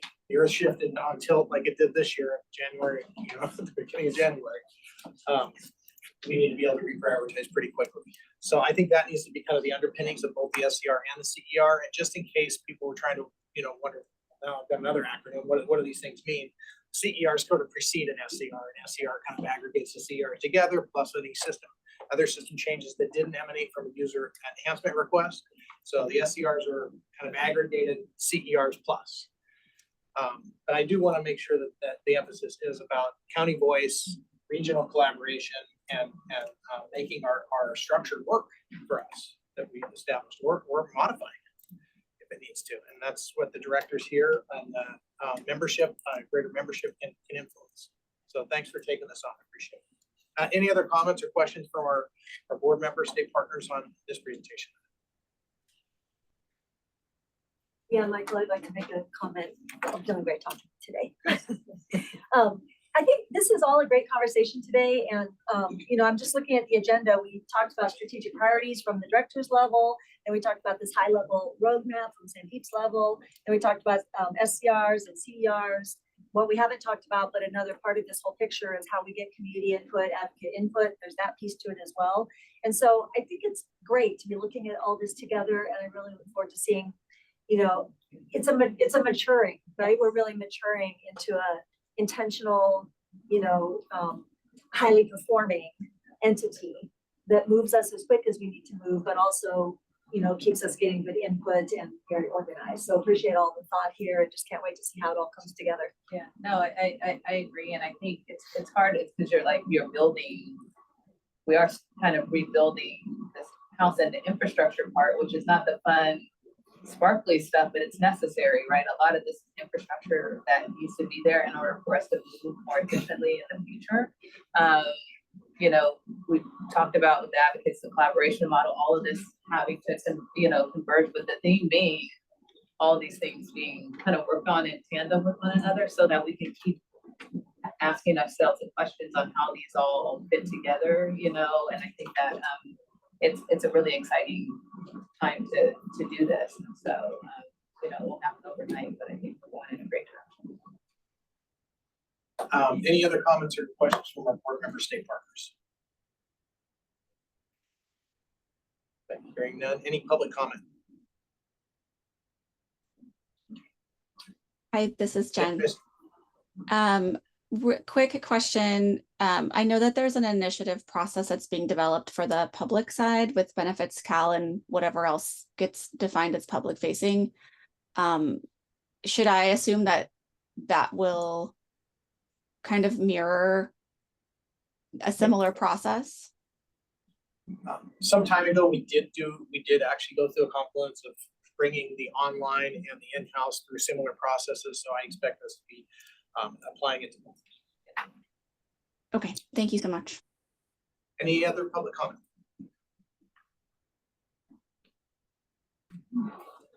All right, then we'll go ahead and move on to the next item. I believe that brings up management site visits and privacy security, or did I get it out of order? No, you're right. You're right. Joe, are you on? I am. Can you hear me?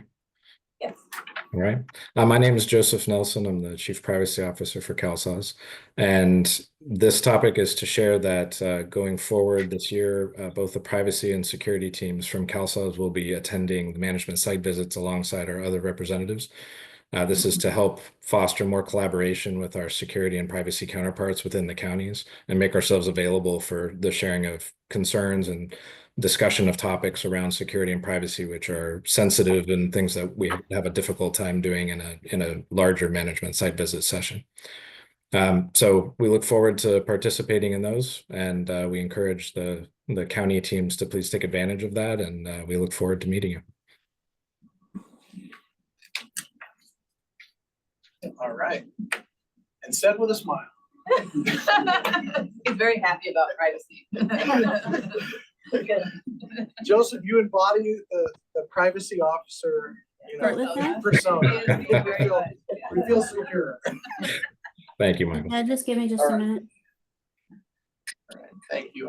Any feedback, comments, or questions from our board member state partners? Hearing none. Any public comment? All right, hearing none, we'll go ahead and move on to the next item, which is tip placement. All right. Michelle. Yep, I'm here, ready. Michelle Peterson, the Test and Release Management Director. I'm going to share a little bit with you today about our WIDTIP replacement effort we have going on. So as you guys are probably aware, WIDTIP is being retired. And then all of that data that lives in WIDTIP today is going to be transferred over to CalSAWS. And then CalSAWS is going to take over the management of all that CalWORKS 60-month and TANF time limit data. We've created some new pages in CalSAWS that we refer to as the statewide cache time limits. So another new acronym, SCADL. You'll see that as we start to prepare materials. So the SCADL pages are going to replace the current time limit pages that are in CalSAWS today. And this is where all the WIDTIP data is going to be stored. It's the pages are going to be similar how when you click on imaging and it pops up some new pages, that's how when you go to the time limit section in CalSAWS and you want to access that SCADL pages, it'll pop up some new pages for you to access. Our WIDTIP effort, it also includes developing an API with the Employment Development Department, so EDD. They were getting some data from WIDTIP for their Work Opportunity Tax Credit Program. And so we're building an API where EDD will be able to pull that data from CalSAWS. We won't be sending any data back and forth. They will just be pulling the data. The WIDTIP changes goes live in CalSAWS on 26th of May. I believe that's a holiday, so users will see that those changes on the 27th. WIDTIP did share earlier this month a communication that identifies when the WIDTIP data will become read-only, and that will be on May 23rd. Let's go to the next slide. So a little bit about our county validation effort that we have for WIDTIP. So just a little background on county validation. This is a voluntary effort where this allows the counties to participate in validating system change requests that are assigned to our baseline releases. So it's all volunteer. Counties pick what SCRs they want to validate. And so for the WIDTIP changes, these changes are being delivered in a priority release, so a little bit outside of our CalSAWS baseline. But we are knowing how, that counties are going to want to validate these changes, look at the SCADL pages, look at some converted data. We are following our existing county validation process, but we're extending our 2-week time period to 3 weeks. So they'll have 3 weeks in our 2503 release validation period, which I think they're in a prep week, and validation begins in a couple weeks.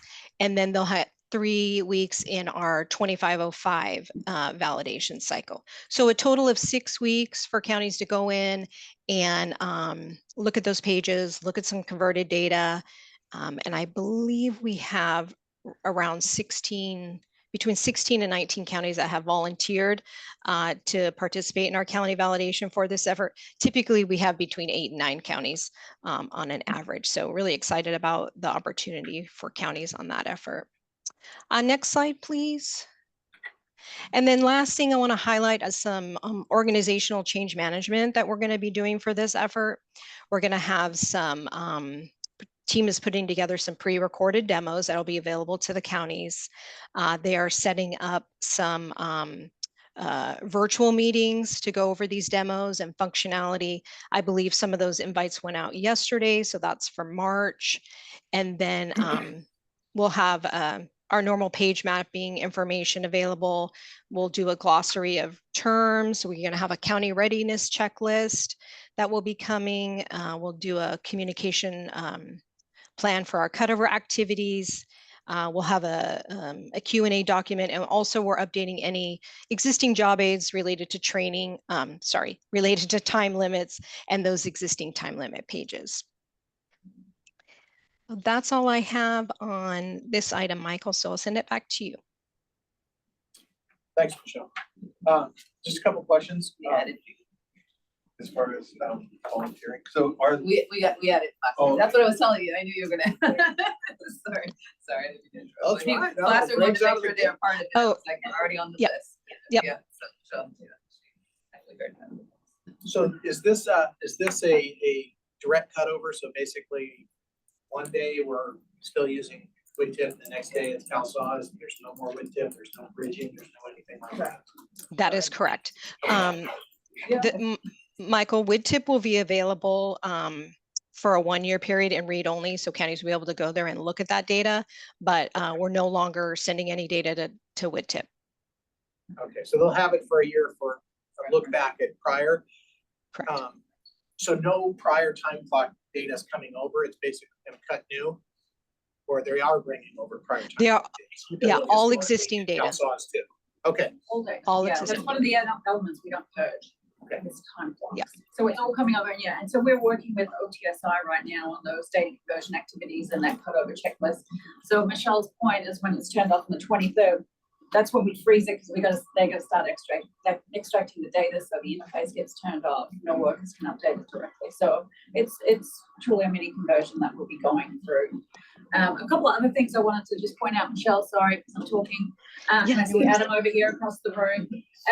OTSI continues to do functions they do today, so out-of-state inquiries, tribal talent inquiries, yet keeping staff from the WITIP team who will have access, read-only access to see the data and answer those questions. So even though now CalSource is the system of record and has all the data, those supporting functions in the help desk will still continue. So I just want to mention that.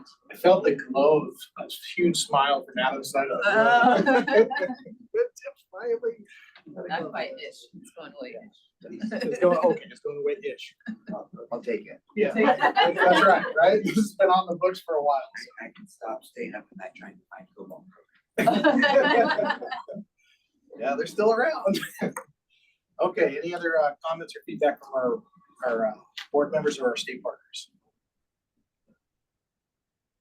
Yeah, I really appreciate the careful cut over here, because this is so critical for our customers, for them to just get every single month that they have available to benefit from all the resources available to them. So I appreciate really the good thoughtful work here. Yeah, and the county participants being great. We have a work group. We meet every 2 weeks. They're very engaged in this. There is some data cleanup going on. Anything we can do in advance that the counties can participate in, that's happening as well. So it's good, really good collaboration, and we're moving on track. We're all excited about it. Any public comment? Okay, hearing none, we'll go ahead and move on. The next item is a transition update. Yeah. Thank you, Michelle. Yes, it is. And so I want to talk about infrastructure transition first. We do have a fairly large event coming up this weekend. But first I want to talk a little bit about how did we prepare for that and where have we been. Michael. I wasn't ready, really. You placed your trust in us in late September, so we're back to live up to that. So we did, just as a reminder, I want to let everybody know the process we've been going through. It was a 5-step process at its highest level. We've talked about it before. I'll go through it quickly. We reviewed all the documentation that was available. We went through knowledge transfer sessions, which are really sit-down meetings with Accenture, went through everything in detail that we had questions on. We then went into a shadowing and reverse shadowing process. Shadowing being where we watched Accenture perform the activity, reverse shadowing being where Accenture watched us perform the activity. Then we got all of that test and validation evidence, if you will, packaged it all up, and went through a readiness review for each of the work streams that we had. We divided the work into 17 different work streams. And for those that are going live, we packaged that all up, went through a readiness review with the consortium, and also Accenture and ClearVest participated in those.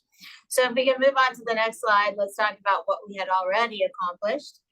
We had the GAGR correspondence, which is something that Gainwell was already supplying. So we did bring all of that under the new contract, and that application and infrastructure does remain with Gainwell. So any application changes to the correspondence for GAGR actually is still with Gainwell and will remain there. For OCAT, we did bring that over from Ernst & Young, as you may remember, in November.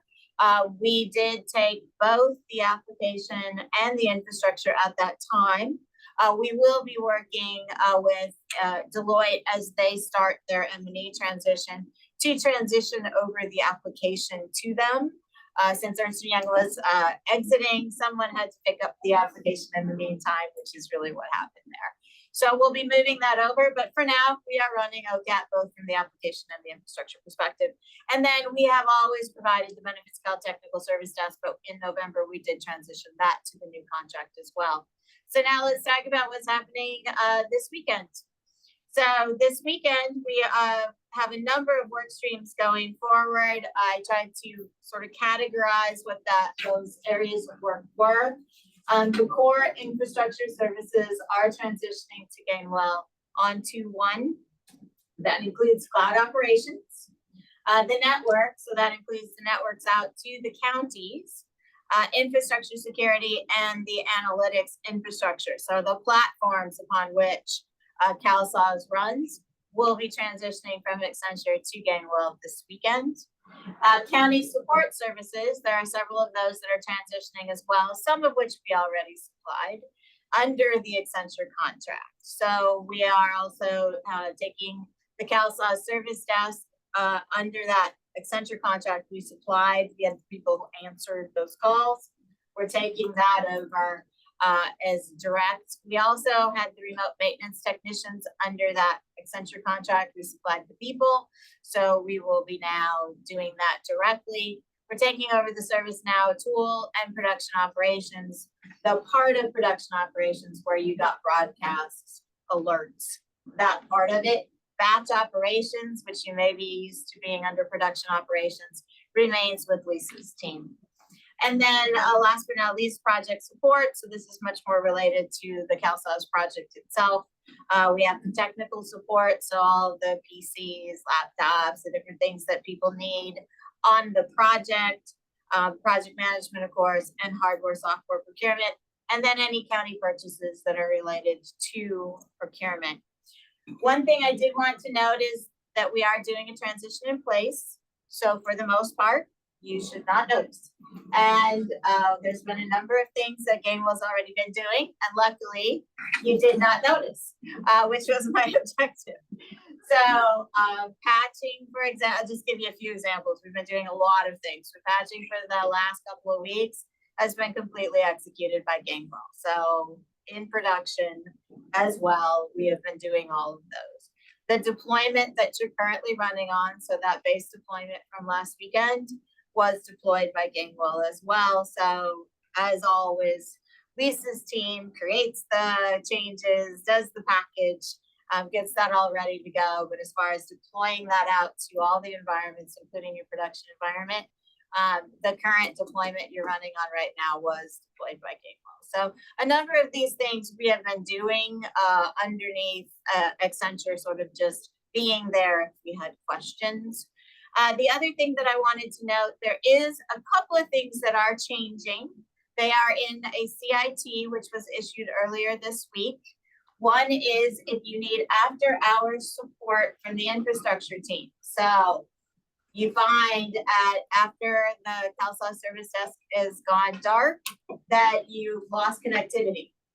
You now have a new phone number to contact the infrastructure support team for after hours support. That phone number also works a little bit differently because you would have been used to getting multiple numbers to call in a call tree. The number that we supplied in the CIT actually dials 5 numbers. So if the first one doesn't answer, it automatically dials the next one, and auto dials the next one, and auto dials the next one. So you should only need the one number, and it will hunt through our staff to find someone for you. Automated start dialing.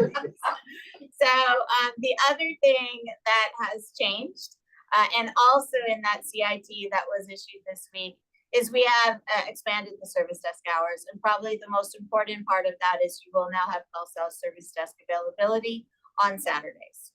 So, so the amount of time that you need to use that after hours support number that I just mentioned is decreasing because you will not need it on Saturdays. You can access the CalSAWS service desk as you would any other day.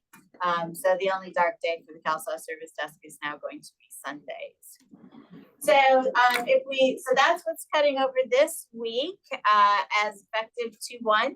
And so what's still left in the future, there are 3 items that were not planned for this weekend.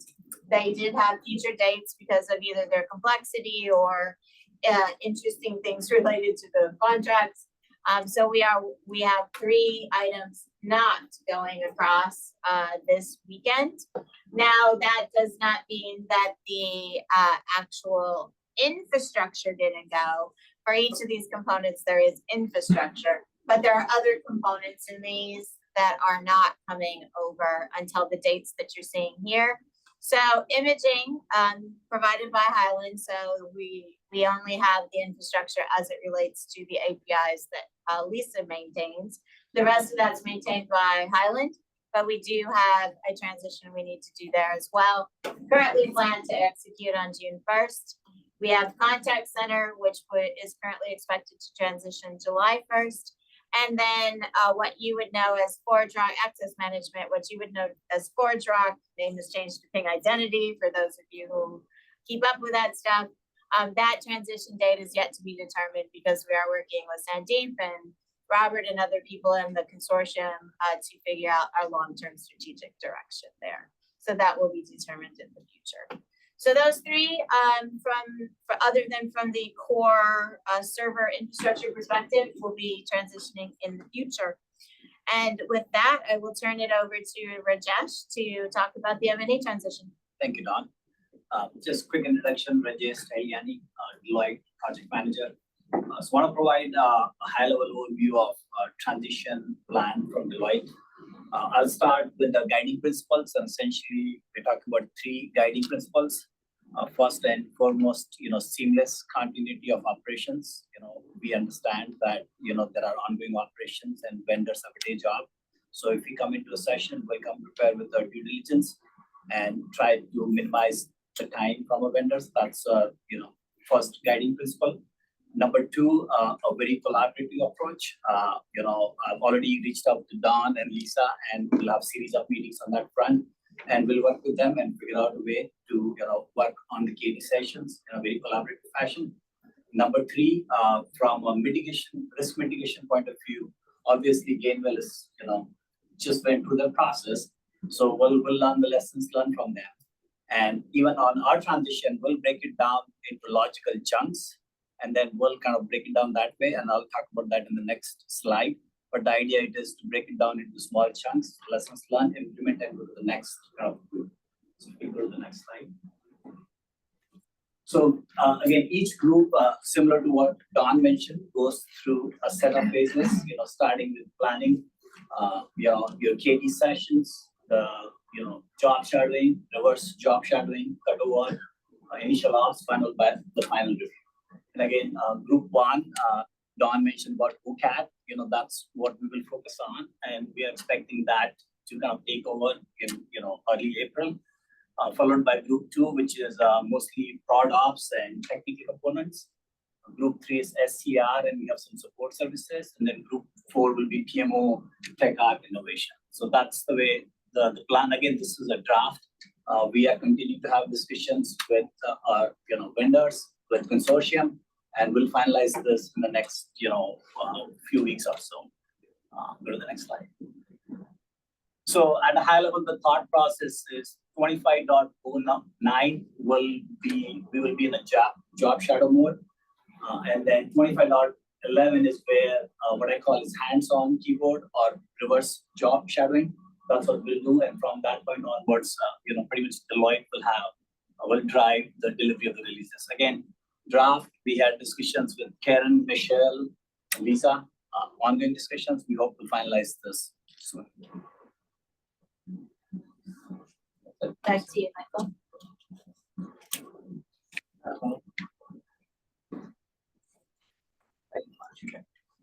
Thank you both. So in terms of, you mentioned, I want to go to Rajesh, yours, the 25.11. So that is going to be fully delivered by Deloitte. Does that mean you're working with Accenture on the prior build?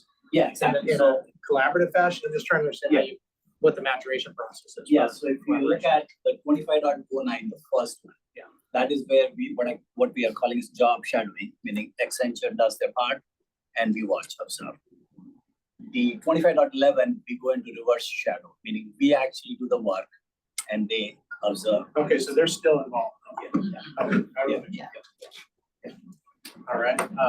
There's a lot of other timelines too, right? So for example, all the pollers this year will be running up through September, but then the December pollers, Rajesh's team will take over, but they're going to sit down. We've got FPL poll coming up So they're gonna sit in and shadow those activities, get very detailed list. That's great. Thank you for that, because I was worried about the goals. Cal Gears is also on a different timeline. They're starting a year, their releases start a year in advance, 6 months in advance. So in the March timeframe, they'll start 26.2, to which Deloitte will own that, all the pre-jazz, the jazz, the requirements that moves forward.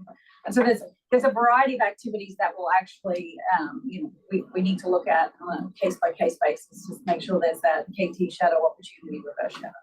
But again, the lesson learned from Infra was like doing reverse shadowing the last week, 2 days before going over is, risky. Yeah. And we know how important the application is and transitioning that for your workers and making sure that's seamless. So part of the reason why we want to make sure that there are a couple of releases under their belt. I'm really glad to hear that from all three of our prime vendors at work right now, because stability is paramount. In our system, stability and performance are paramount. We can't have issues in that area. So I completely understand. One thing which is not mentioned here and we've been debating is our discussion. Is even before we go into job shadowing, we are looking for a sandbox environment where we'll practice and play around with the code and do changes. So we'll come prepared even with hands on keyboard, even before we start like formal job shadowing and first job shadowing. Like either repurpose existing environment or look for something new. But again, nothing finalized. We are just in early discussions and something like that we do over and about what we are planning. And based on Lisa's feedback, I'm sure you guys are running through what the biggest risk factors are to us and have been in the past, or large rate changes, which are our COLAs that come in predictably annually, and then we also have some that get adjusted by policy sometimes. They come in at different parts of the year so that you guys can go through that process, because that's a process that doesn't have a lot of wiggle room. Right? Yeah, understand that. I've experienced that on my previous engagements multiple times. I have a set of best practices there too, and of course we'll collaborate here. But I understand the importance of collaboration. Yeah. And one thing that's important is the lesson learned from infrastructure is kind of the calendar of what are these big kind of milestone activities that are happening where we just need to be mindful of, let's do this shadowing real time in an actual scenario versus kind of doing kind of like, role playing, so to speak. But like, okay, we're about to do a COLA. Let's have them do, actually be there in real time doing that so that the next one that we do, they can actually participate in, and that, while it's interest here, kind of oversee it. So yeah, as much as possible. So I'm glad we got that kind of transition time built in. I'd want to pay for that kind of assurance. So. Yeah. So even if you see the schedule here, you see there the design of Accenture leading that design, then the next one staggered just right after that one's ending. Now Deloitte is actually doing that as a part of the transition activities with Accenture overseeing it. So they get 3, 4, right? Like they started. Any comments, questions from our board member state partners on this presentation? I'm curious about what percent of the Accenture staff transition to working with you, and what percent of staff is new? Which one of the Accenture staff transitioned over? Deloitte, yeah. It's a work in progress. One thing we talked about lately this week, this is my first week here. So one thing we talked about is we'll be very transparent. I mean, it's the nature of the business where some folks would want to come over to Deloitte. We're working with that, but when it comes to timeline, and we had this conversation with Julia as well, we are working on the timeline and we'll figure out what the appropriate timing is. But in terms of mix, I don't have a precise answer in terms of what we're looking, but we're definitely trying to create a team which is a mix of, the Accenture folks and the Deloitte folks from an innovation and from new ideas and all that. So yeah, from a strategic perspective, this is transition. So you wouldn't want, those folks are doing work under Accenture right now. So, right. It's a risk management issue. Even that, they wouldn't even know yet, because that's going to be like over time, you'll see kind of trickling people coming in. So right now it's probably, hard. We saw this on the infrastructure side too, like some of the folks just, it's not time yet. Right. Yeah, and regardless of 2009 and everything in between, including all the priority releases that we have every night for the next we few need them months. still to be.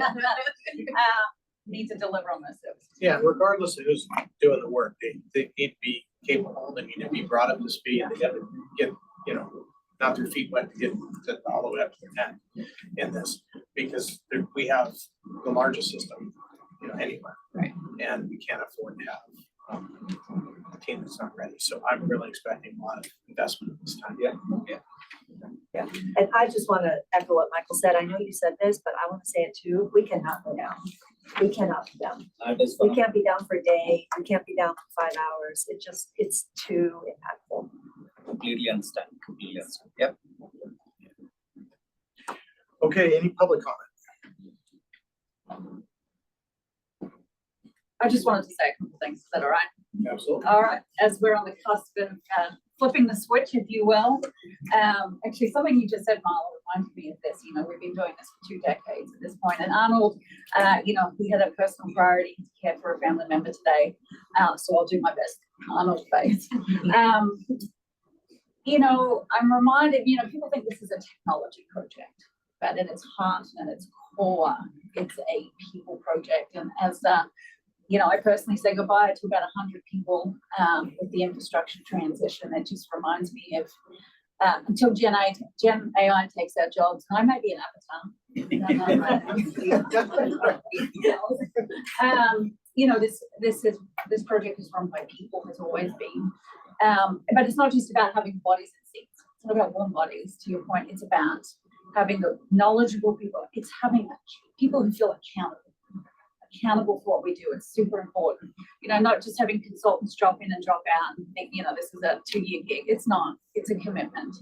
And I'm proud of our team for that commitment right up to today. You know, one element, and the reason I know people feel accountable is because it's hard to hand over the baby. Whether, you know, you're dropping your kid at school, kindergarten day 1, they're booting them out to, you know, live their adult lives, or if you're a pet parent, you dropped them off at doggy daycare. You've got that checklist. You want to make sure everything's taken care of. And I know that Dawn's breast has been a few people on that, and they feel very accountable, wanting to make sure that Dawn and her team know exactly what to do when it comes to running the system. And on that front, Dawn and I have known each other for 23 years, worked together 23 years. I know you all know Dawn. And I know that she's an accountable leader. So I feel good about that, and a transparent leader, because you need to know when something goes down, we need to tell you what it is, what happened, and we need to improve. So I know that Dawn embodies those principles, and more importantly, you know, leads with empathy. We are here to serve so many Californians, and so I think it's very important that any leader that sits here from any company is empathetic and understands.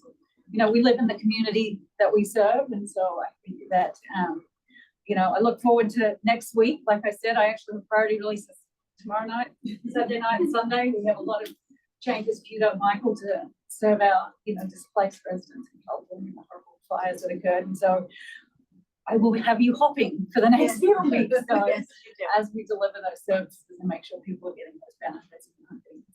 So, thank you, Lisa. Thank you, Lisa, very much. And I know I've said this before, but it can't be said enough that the respect and the appreciation we have for all the years of service that we got from the Centura in the C4 and, you know, LRS and all of this. And I remember being in Riverside when C4 was coming up and working with many of the folks that are on the team still to this day.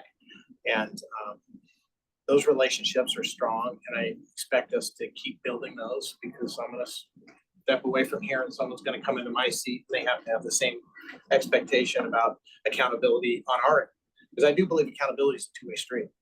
It's not just for the vendors, it's also for us. If we want something to be successful, and that's why this project's actually been successful, is because the counties have invested deeply, just like our vendors. We found vendors who will invest the same way. If that's not there, if there's not an equity factor there, then then it's not the right relationship. And we've had a great one with the Centura. I really want to express people's thank you for that.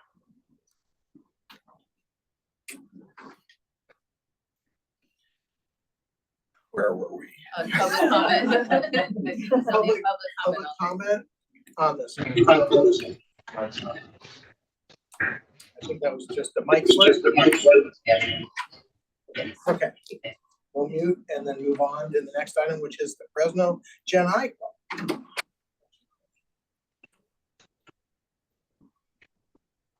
Hi, thank you guys for your time. We're here to discuss a useful tool for our EWs.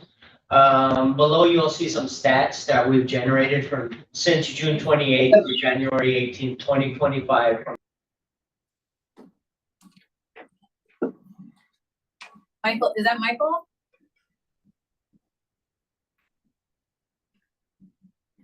Whoever's speaking, can you introduce yourself?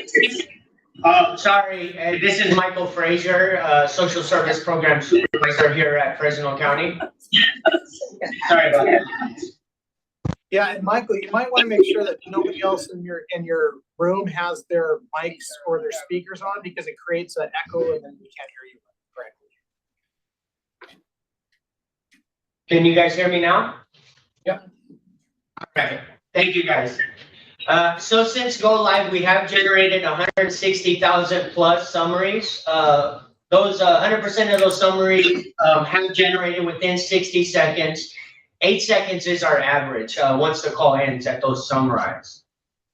We do have some feedbacks from our eligibility staff and our supervisors.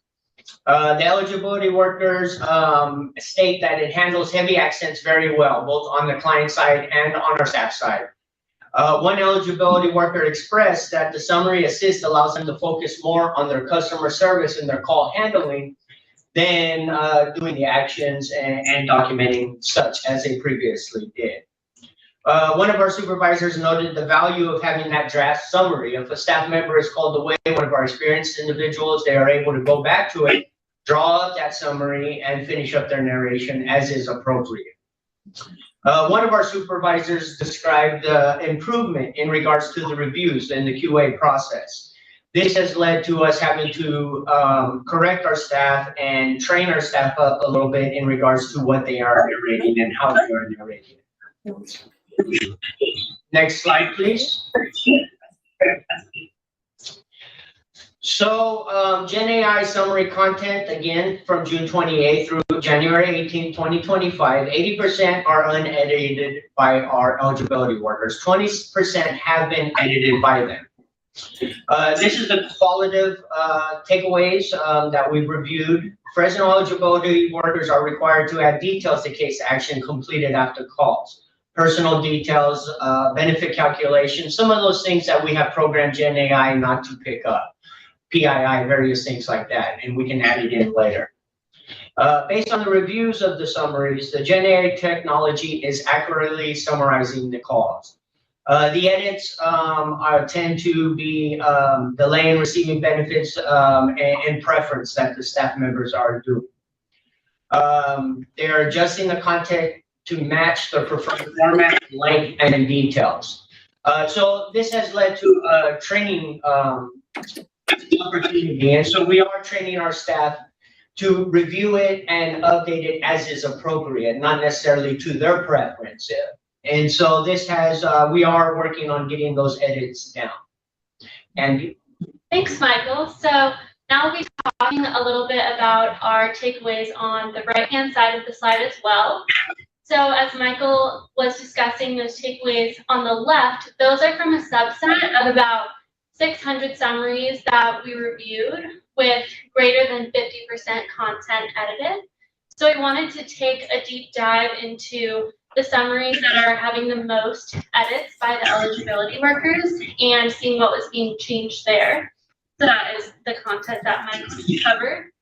And then on the right-hand side, we reviewed a random sampling of 100 summaries, and we were able to see from that random sampling a percentage breakdown of how often are these certain elements being changed.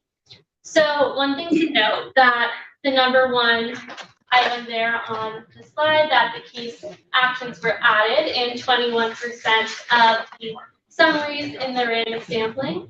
That is a Fresno requirement. So because those case actions tend to happen after the call is completed, they won't be captured in the transcript. And the summary is completely generated from the transcript. So that's why it's a requirement to add those in after the call. And then items 2 through 5 on the slide here, things like format changes, customer to client with Fresno decision to keep customer, and then adding either summary information or reorganizing or removing elements that are specified to be in the summary. Those are all eligibility worker preference items and training opportunities.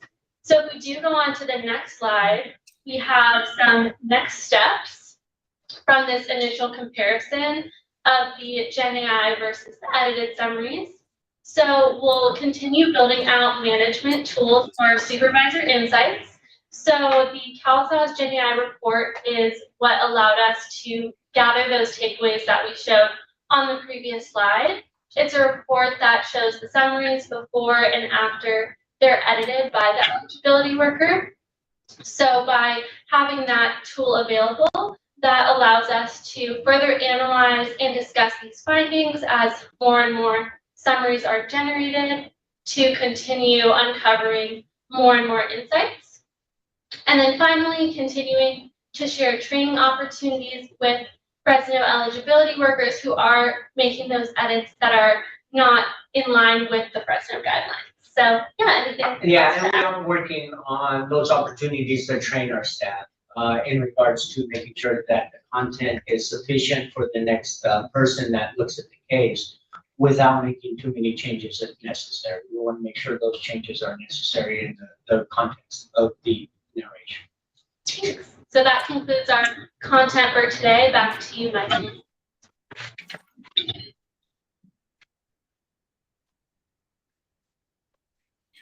Thank you. So, I think I remember from a prior presentation, and I heard 80-20 again.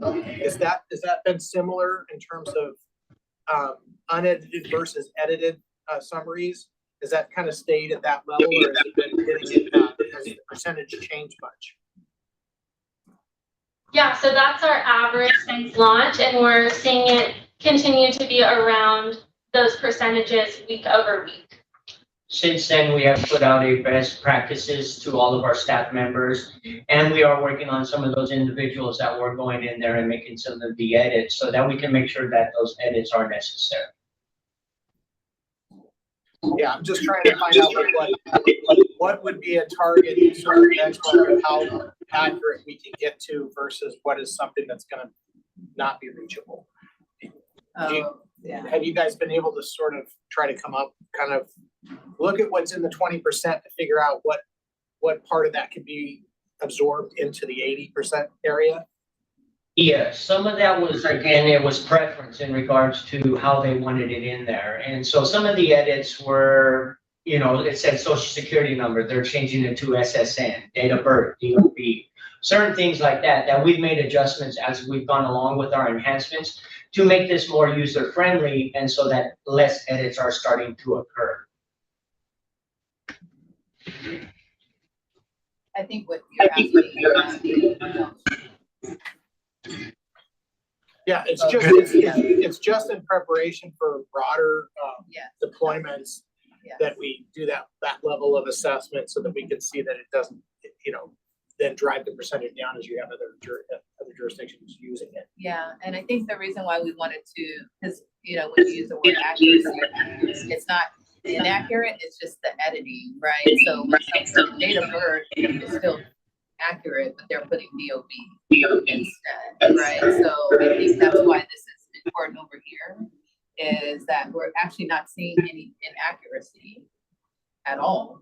What they are seeing is things like case actions being added, which certain counties do that after the fact. So after I had this call, I had to do these actions, or that they're entering that the stuff that did not happen in the conversation, or they're changing things like customer to client, whereas like this county has said it should be right? So it's things like that, and that's what Michael was saying. It's not inaccurate. It's not materially changing the accuracy of the call summary. We have compared what Gen AI summarized and what the staff member changed, and it did not really change the context of it too much. The Gen AI was accurate. Again, it was a preference to what the staff member wanted. So there's zero inaccuracy? No, Gen AI is accurate in summarizing the call. What it is that the staff member wishes it to be worded different. If that makes sense. No, I know what they're saying. It is 100% accurate. Yes, it is summarizing the call 100% accurately. Sorry that it Again, sounds like I don't buy that. Do I sound skeptical? No. It's just rare when there's 100% accuracy in anything, so I thought there would be some percentage of it that might actually still be tunable. I think it was. Mike, I think Ms. I Veronica, there's a lot of feedback coming from the CalSouth room. Here. That's you guys. It's echoing going back to you and then the room coming back to you. So, well, anyway, all right. Okay. I just want to dive into the accuracy of the tool because I can't believe we're at 100%. And everything is just discretionary that wants to be changed. But I'm sure you guys will show me that in more data. So I'll go ahead and suggest other comments board members or our state partners might have. I wonder why the decision is made to actually add it to the initial AI write-up as opposed to a second entrance or entry, because you might be able to fish out a lot of the a lot of those edits just by creating a second one. If all you're doing as a worker is conducting some additional actions, it seems like rather than add it into the narrative, it could warrant a second journal entry. Is there a particular reason to do all in one, or is there some thought about maybe having that be the process? Would definitely whittle down the numbers. I guess that's a question for President Michael. Good afternoon, everybody. My name is Vin Yang. I'm a division chief here at Fresno County, overseeing the contact center. So to respond to that, when we looked at the design itself, whether we have staff create an actual secondary journal entry or amend the actual journal entry, we started to identify that when we get calls from clients and have to go back to these journal entries, we have to search through multiple entries to get the actual full conversation, the story of what's going on, instead of just reading one full journal entry. And so if I have a call that comes through and I'm reading through that, it stops there. I have to find that secondary, either amended journal entry or search down to the rest of the journal entries to find the rest of it to read the full conversation. So actions taken and everything else, it's easier for me and more efficient to have it all in one place versus having to search through the whole journal portion of it. And that's working with our staff of understanding how they go through and identify calls when they're processing, trying to discover or identify how to find a solution for the clients. That does make some sense. Thank you. Any other comments or questions from the board members, state partners? Okay, hearing none. Any public comment? Hearing none. I want to thank Fresno. This has been a wonderful opportunity to be innovative and step into the space where we could actually benefit from AI right now. All of our call centers, I'm sure, are very interested in looking at this to see if that can actually help our wait times. So I'm really proud of the Fresno team for being willing to go out there on a limb and give this a shot. And the accuracy does look good. I'm just a little skeptical about 100%. I never got one in school, so I can't believe they're actually possible. That's a whole. Yeah, I think I overshared there a little bit. All right, well, we'll go ahead and move on to the next item before I get myself in more trouble. All right. Is that takes procurement updates? I think that's what it says on my chart. Yeah. Tom, are you on? Okay. We don't have Tom on. I think Yes, I am. Oh, there we go. You'd like to build suspense. Yes, the benefits Cal, there are a couple of dates that move things a little earlier. Things are moving along smoothly, and we should be able to hit all our targets and have the procurement complete on time and under budget.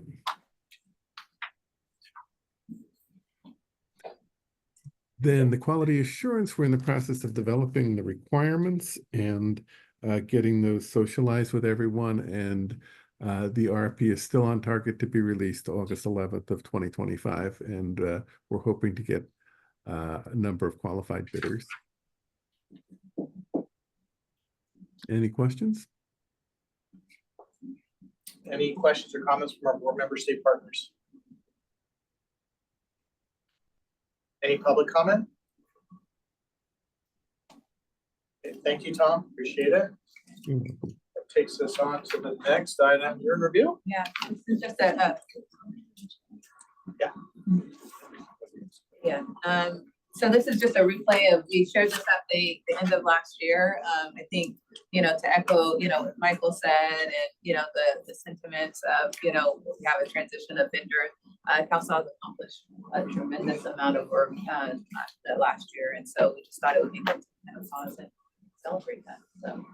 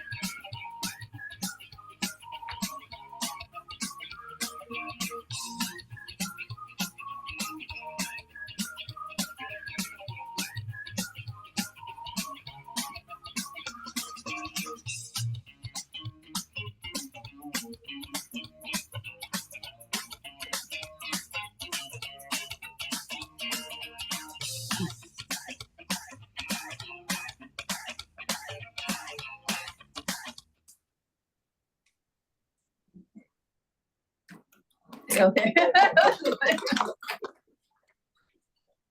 Yeah, I want to thank all of our county directors and all of their teams for the dedication continuously and making this the best system, the best set of stakeholders that we have around the system. Very active, engaged directors in these meetings. That's the reason why we continue to keep moving this needle forward. And I'm really excited to be out of the migration periods that have, you know, gone on for, you know, a couple decades now, and into really innovating in a real way. I mean, we just had about the third or fourth presentation on AI that has a real use in our systems. I'm going to keep pushing for AI in our benefits Cal to try to help people make better use of it and assist folks that are just not that great at navigating technology. So I really want to see us driving things in that area. I know our directors have lots of ideas. I know that their staffs do, and this is what window we're heading into, is what do we do? What can we do next? How do we take this, you know, beautiful car out there and what do we do with it? So I'm really going to be encouraging, you know, innovation and new ideas, and for us also built on stability, because we can't get it. It's table stakes. our stability and performance. It's always got to be there. And we can build off of that. And I think we've achieved that. And that's why we're at this place of maturity to be able to start having these conversations in a real way. So congratulations and thank you guys all for your investment of your staff's time, your personal time.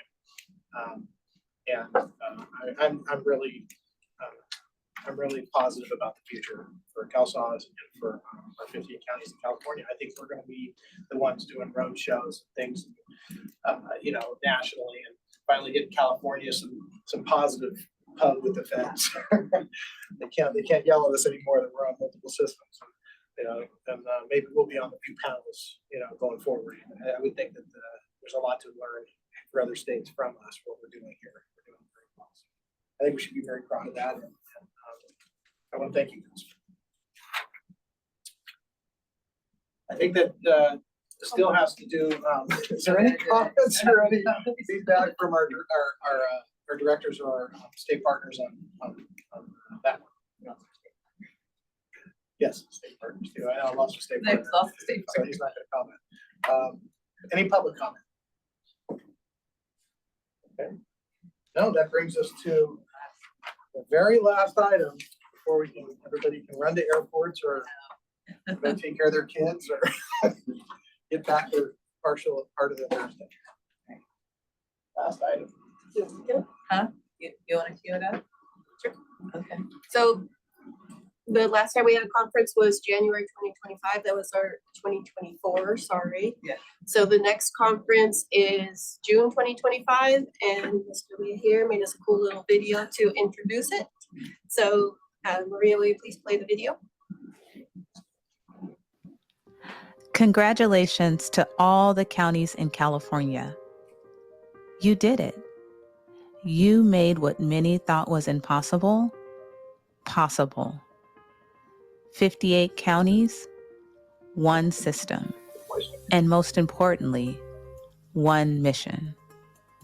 You have a lot to be proud of, and there are a lot of people throughout California that want to give you thanks.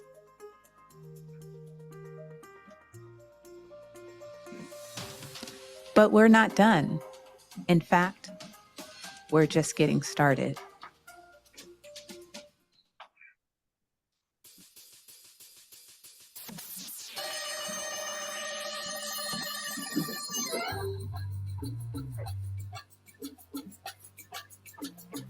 Your mission.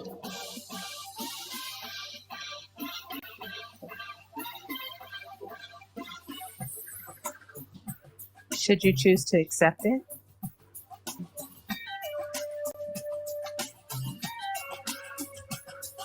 is to join us for the 2025 CalSAWS Conference in San Diego.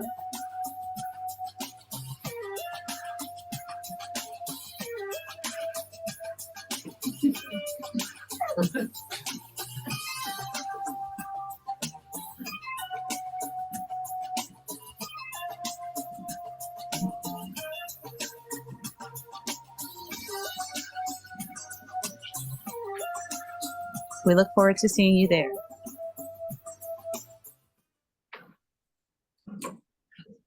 All right. Well, thank you to Julia for being our voiceover person. She's definitely got a second career there. That was pretty impressive. San Diego, be nice anymore. Right. Right. Be there. So hopefully all of you guys will be excited to come join us down there, and we can collaborate and strategize together on the future of CalSAWS, where we're going to be headed. We have had one in San Diego, and it's just great. The place was available again, and we thought, what a wonderful place to be for the conference. I will say that it is a different hotel location. It is a different hotel, in case that's part of your decision-making criteria. You could have just put me anywhere down there. I was like, all right. Last year's was a little bumpy at the hotel due to construction and stuff like that, but this one is all built out. There's no renovation going on that they've told us about. And it's a nice location, so hope you'll all join us. What's the date? Yeah, June 25th is the actual. No, it was the March 3rd. The March 3rd is for registration. Oh, got it. June 25th. So just mark those down on your calendar. Please consider attending and having your staff attend. We'll have some great breakouts, good sessions. Like Jen said, the hotel is not under construction, so we want to capitalize that. It's not under construction. Although to her credit, the other one was supposed to be done 6 months before we ever went there, and that didn't happen. So come down and let's collaborate together in warm San Diego. All right. So our next meeting, Conference. I don't know how this happened. Our next meeting is on February 14th. So I gotta pay more attention to when the meeting is. I know your wife might have an issue. Well, yeah, I didn't even tell her yet. So so I can blame it on, who can blame this one on it? It wasn't my idea, was it? Nice. Yeah, I did. Okay, so for those of you who will just have love in the air that day, we'll all just, really appreciate one another. But yeah, it is on Valentine's. So we'll try to be very swift with the meeting and get you guys through it. So look forward to seeing you guys February 14th, and it's at 1. So it's in the afternoon. In the afternoon. Even better. Even better. Boy, the hits just keep on coming, don't they? So yeah, I'll try to make sure there's not another. I think that's the second time we have a Valentine's Day. I've got to get better at Valentine's Day. I'm starting out at home. Well, anyway, thank you very much for dedicating your Thursday to us, or Thursday afternoon. I appreciate it, and have a great rest of your day. And, great. rest of your Thank you, everybody. Be safe. Thanks. Thank you.